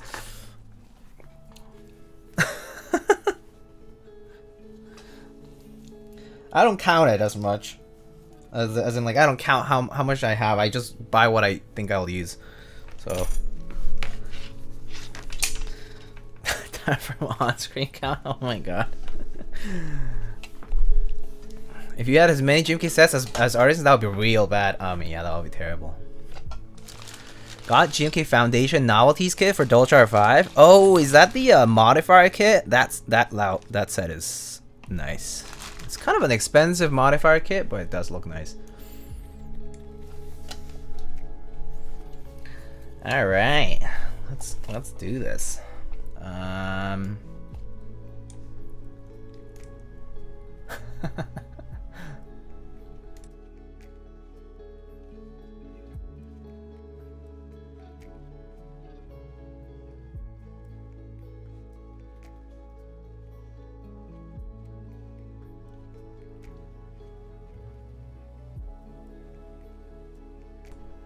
Okay, is that audible for audio here? Should be good. I think we're good here. Yeah, all right. All right, cool. So I think we are good to go. Oh, Mr. Hung P, hello, how's it going? 2H Dolch R5, one in use and one that's sealed. Nice, nice. I also have a few Dolch R5 sets. All right, let's give it a shot. So this build is an F1-8X 722 version. This has an aluminum plate. I believe it's a universal aluminum plate that comes with the kit. Right now we have Alpacas lube with GHV4, basically 63.5 gram springs and GMK Dolch R5 for the key set. So let's give it a shot. All right.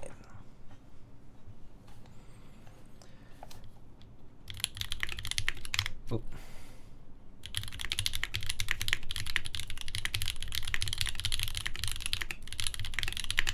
Oop.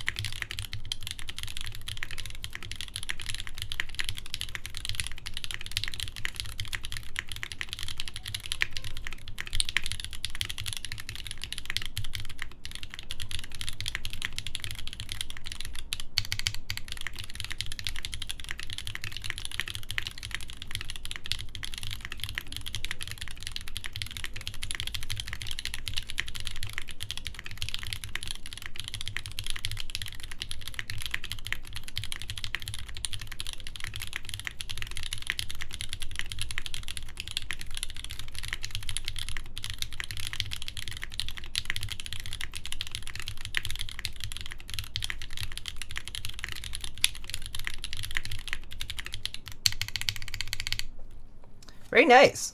Very nice. The spacebar is definitely on the more quieter side, which is kind of nice. Not very poppy, which is something I actually really liked. So pretty nice. Whoa, is this Twitch partner Kim? Sheesh. What an honor. Alright, here are the mods.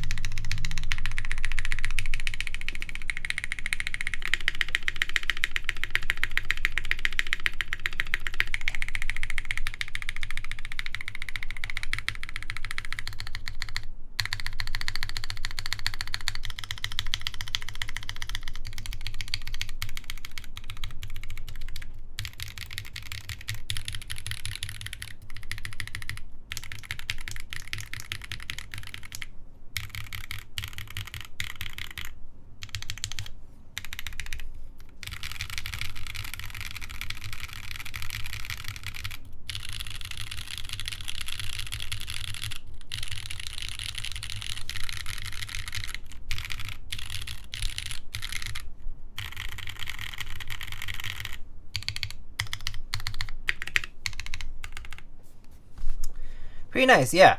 I do think these alpacas sound really good, in particular on this F1-8X. I mean, I actually remember building an F1-8X with alpacas before, and it sounded really nice too. This one, kind of similar, so definitely I do like how the spacebar is not super poppy. Sounds really nice.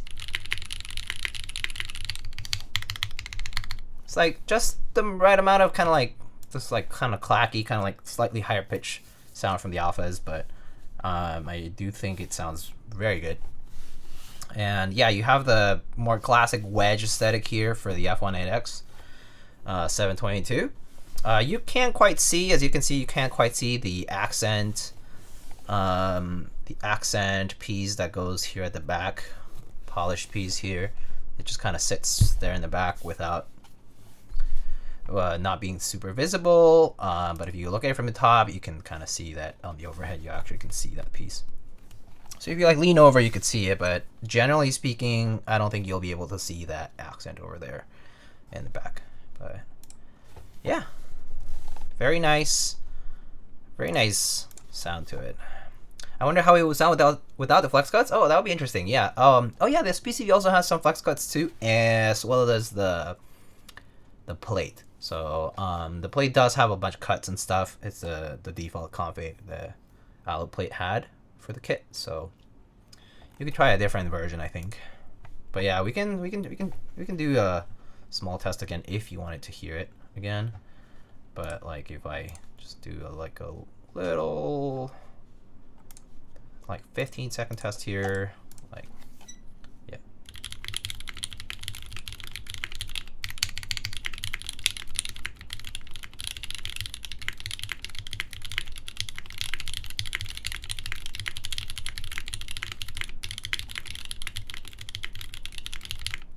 So nice, pretty nice. The hotspot PCB and the Galaxy have quite different sound. I see, makes sense. Yeah, this is the hotspot PCB.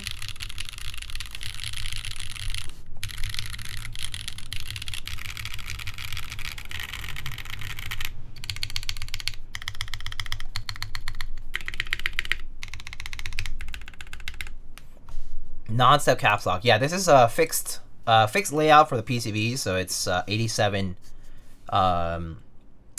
keys, standard TKL and C. So yeah. This isn't a lightning stream. Believe it or not, it does look nice though.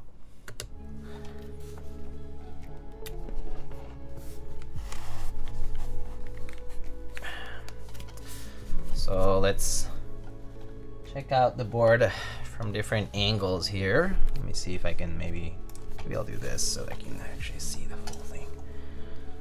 Yeah, Dolch R5 on black. You can definitely see a little bit of that plate over there in the reflection, but the plate is black, so it's kind of hard to see. I think the reflection is coming from those chamfered parts underneath. But yeah, it does look very nice. And if you look at the overhead,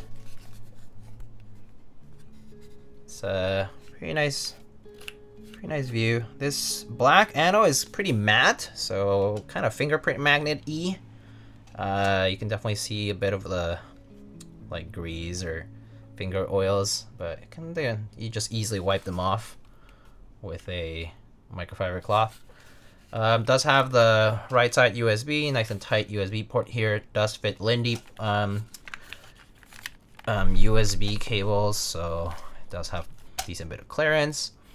R5 on a wedge style board does look very nice. The F1-8X in particular does have a little bit of that. It does kind of sink in with the caps, like the plate, because it is mounted on these like little O-rings. It does seem to be a little bit lower than a lot of, like, for example, like top mount boards that tend to have, or even gasket mount that tend to have a slightly higher plate height relative to the edge of the case. And you can see the back here. The finish looks very nice, though. It's yeah, it's kind of like a matte, but very nice and even anodizing. Super clean. Definitely a bit of a hard board to move. Like, I don't like that it's a wedge and so heavy, because it does feel like hard to lift. You know, like lifting like this is kind of a pain in the butt. It's like 3 kilograms, and you have to lift it like that, or you know, you can just use both hands and lift it like this, or like kind of like wedge your hands from below and then lift it like that. But it's a little harder. Can you use that back accent bar to pry it off the table? I guess. Yeah, I guess. Look, and you can do this. Yeah, I guess you can just do that. What happened to your wrist? Oh, this? So my girlfriend's cat Kiwi decided to bite me. Oh my, it was more like a scratch, but yeah, so it bled a little, and so yeah. Kiwi's so cute. Yeah, cat scratch. If you could compare, would you say this is more like O-ring top mount or gasket? I would say this is more like O-ring. Just based on the compression of the O-ring that's like at the edges. I mean, it is literally like an O-ring going around here at the edges, and it has a decent bit of like bounciness to it. Actually no, well, it is more like gasket, but it has slightly softer properties to the typing, that it is a bit more like O-ring. But yeah, it's like semi-gasket, semi-O-ring basically. I mean, O-rings are technically gaskets, so you know, kind of goes back and forth. But it is like a soft typing experience relatively. It's pretty bouncy and pretty nice. Very, very comfortable to type on, if you're wondering.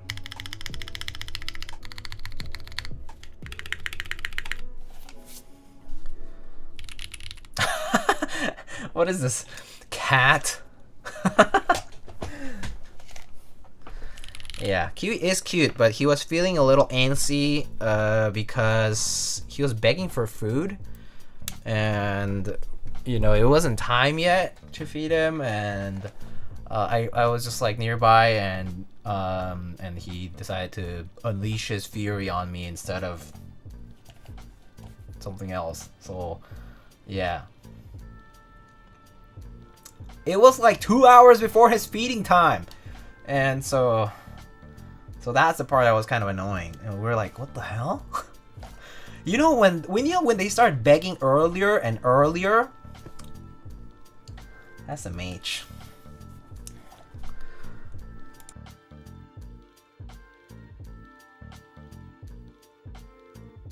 Yes, this was after daylight savings. So I mean, this was 2 hours before his pre-daylight savings feeding time, I guess. So like, if you feed him, let's say at 6 o'clock, and you know, now it was like, you know, yeah, so like 6 o'clock would be 5, right? So like there was like a 2-hour period basically, and we're just like, what the heck, man?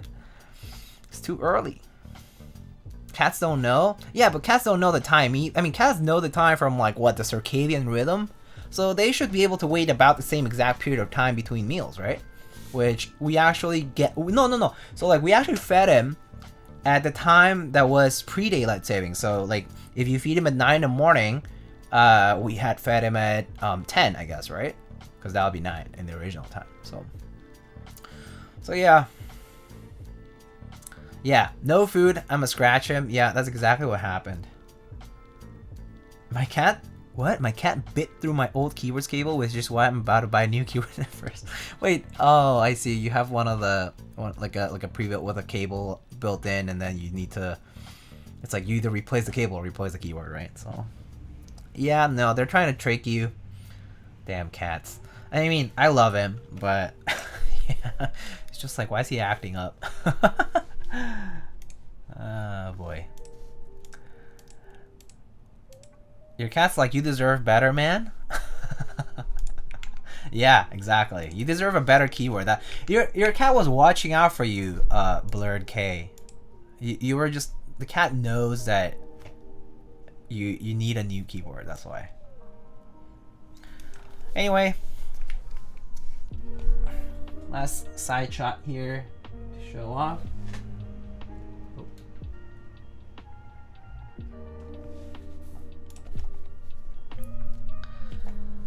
Alright, there goes our thumbnail. Boom. Okay, and alright, so let's call it a night. I think that's pretty much. Oh, actually, I'll tease something fun. So I think the next stream is probably going to be this build. So I'll just show you guys what I'm gonna build next time. So next stream is probably gonna be this board right here. This board is from Axiom Studios. So this is the Type 60. So, you know, came with all the parts, I think. We have some plates, PCB, another PCB,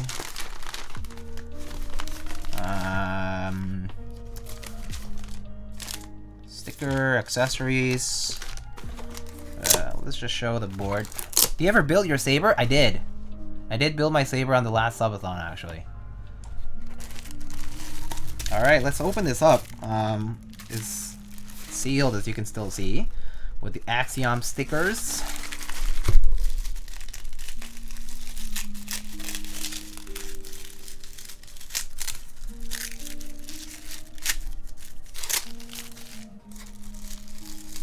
Patty just built it. Interesting design.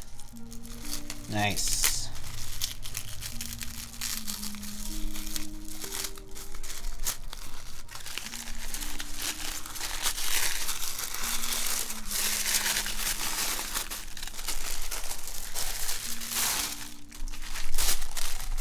Yeah, let's see it. All right.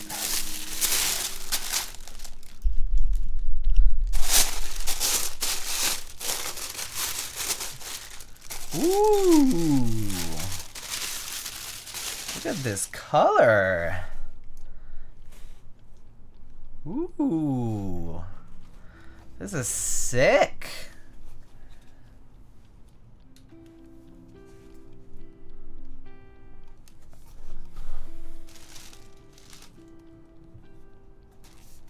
Let me switch the scene here. Here, there. So it doesn't get in the way. There it is, Type 60. Very, very pretty. Yeah, this is like, they call it Angelite blue, but it's basically like a light blue color. With some, I think, sandblasted stainless steel. If you want to look at it from the top here.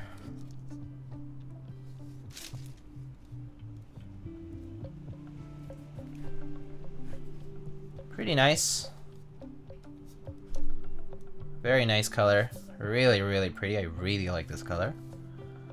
How do you assemble the... Is this like removable, or do you have to like screw it on or something? I'm assuming maybe there's some bolts or something on there. Yeah, probably. Cool. Pretty nice. Yeah, no, this is a very nice color. Really dig it.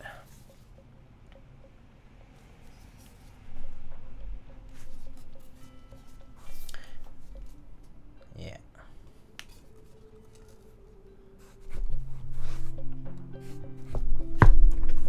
Did I get the extra... I don't know if I get the extra... Do I get the extra pieces for the interchangeable stuff? Oh, is it in here? Oh, I think this is it, right? Yep. Wow, this is cool. So look at this. Secret compartments. Secret compartments for our extra pieces. So this one has removable, like interchangeable blockers. So basically you can go from Win key. Yeah, so it does have 2 screw holes, so it's attached with bolts. So it has Win key to go here. And then of course there is the HKB blockers here. So HKB blockers. So you can just change this bottom part. So yeah, this is a Type 60 by Axiom. Very nice board. As you can see, it does have our O-ring, O-ring gasket, pillars there, daughter board portion there, and uses the long like Geon style feet. So like you can just undo this, and there's the screws, which is nice, looks very nice. And yeah.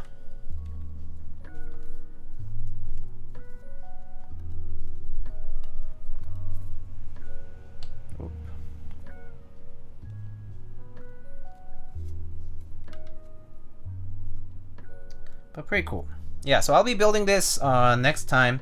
I need to just confirm a time with Viren from Axiom Studios. So I'll be building this on the next stream. It'll probably be on a weekday night this week, because that way it's gonna be like, you know, morning time in Malaysia, where they're from.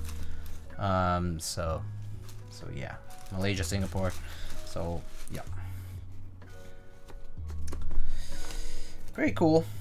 Just gonna put these aside. Very nice. It is Geon's feet, yeah. Oh, there he is. But very cool. Oh yeah, and earlier I gave this a try, Mr. Viren. The candle. Very aromatic, very nice candle. But yeah, this is the Angel Eye Blue. We'll be picking a time and building this next stream. Let's put all this packing paper away.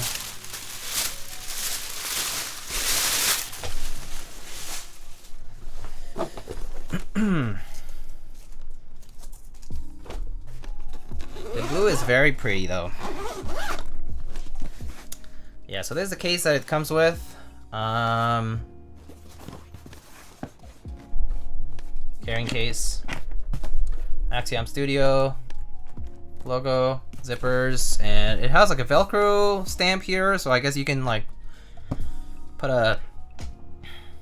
like your Velcro decorations, or even just like a label. You could put that as well. But yeah, pretty nice. Any other boards you're looking forward to? Other boards that I'm looking forward to. Let me see. I should have some other stuff coming in. I think I should have like a Kaze at some point to build. I think I was supposed to try the Eileen TKL at some point as well. There's some other things too. I can check on my log later. Derivative, yeah, I'll be building that too. That has to come in still. Yeah, so derivative, Eileen, Kaze. I'm building a bias R2 pretty soon. So I should probably build a bias R2 as well. I think I'm modding an HKB soon too. Yeah, there's a bunch of builds that I need to work through. Kind of booked for the rest of the month. Oh, I think I'm also going to be building a Forever 65 from Drift Mechanics. I should also be doing that. That one's in stock, I think. There's like purple and white. Pretty nice colors. I should be building one of those soon too. So yeah. Some nice boards coming in. I think I also have a Gawk Ven that I need to build. I haven't checked it or anything. Like I just got it in and we'll have to build it later. But that'll be probably much later in the month. So yeah. I think there's like a JNV2ME build sometime as well. Yeah, there's a bunch of builds scheduled, so lots of cool stuff coming up. Is the Glare build coming up? Glare? No. I don't think I'm doing any reviews or builds for the Glare. Any F12 TKL?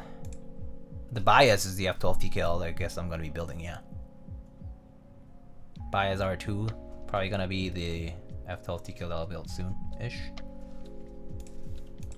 Let me see actually. There's a list here.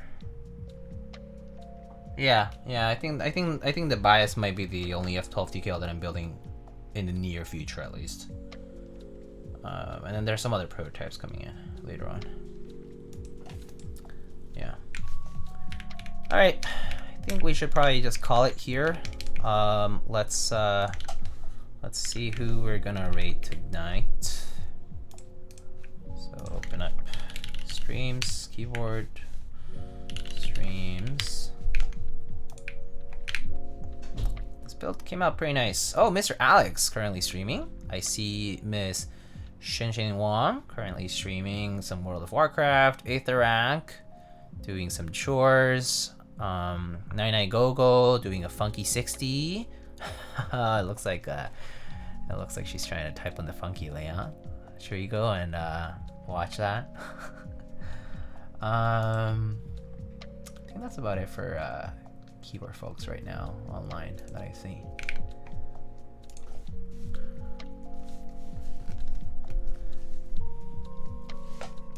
Alright, let's just go shoot a raid over to... I mean, we did raid Alex last time, so let's just go raid 99 Gogo. Lightning raid, we getting funky on a Monday. Happy on a Monday. Is there any dance emotes? Yeah. Alright.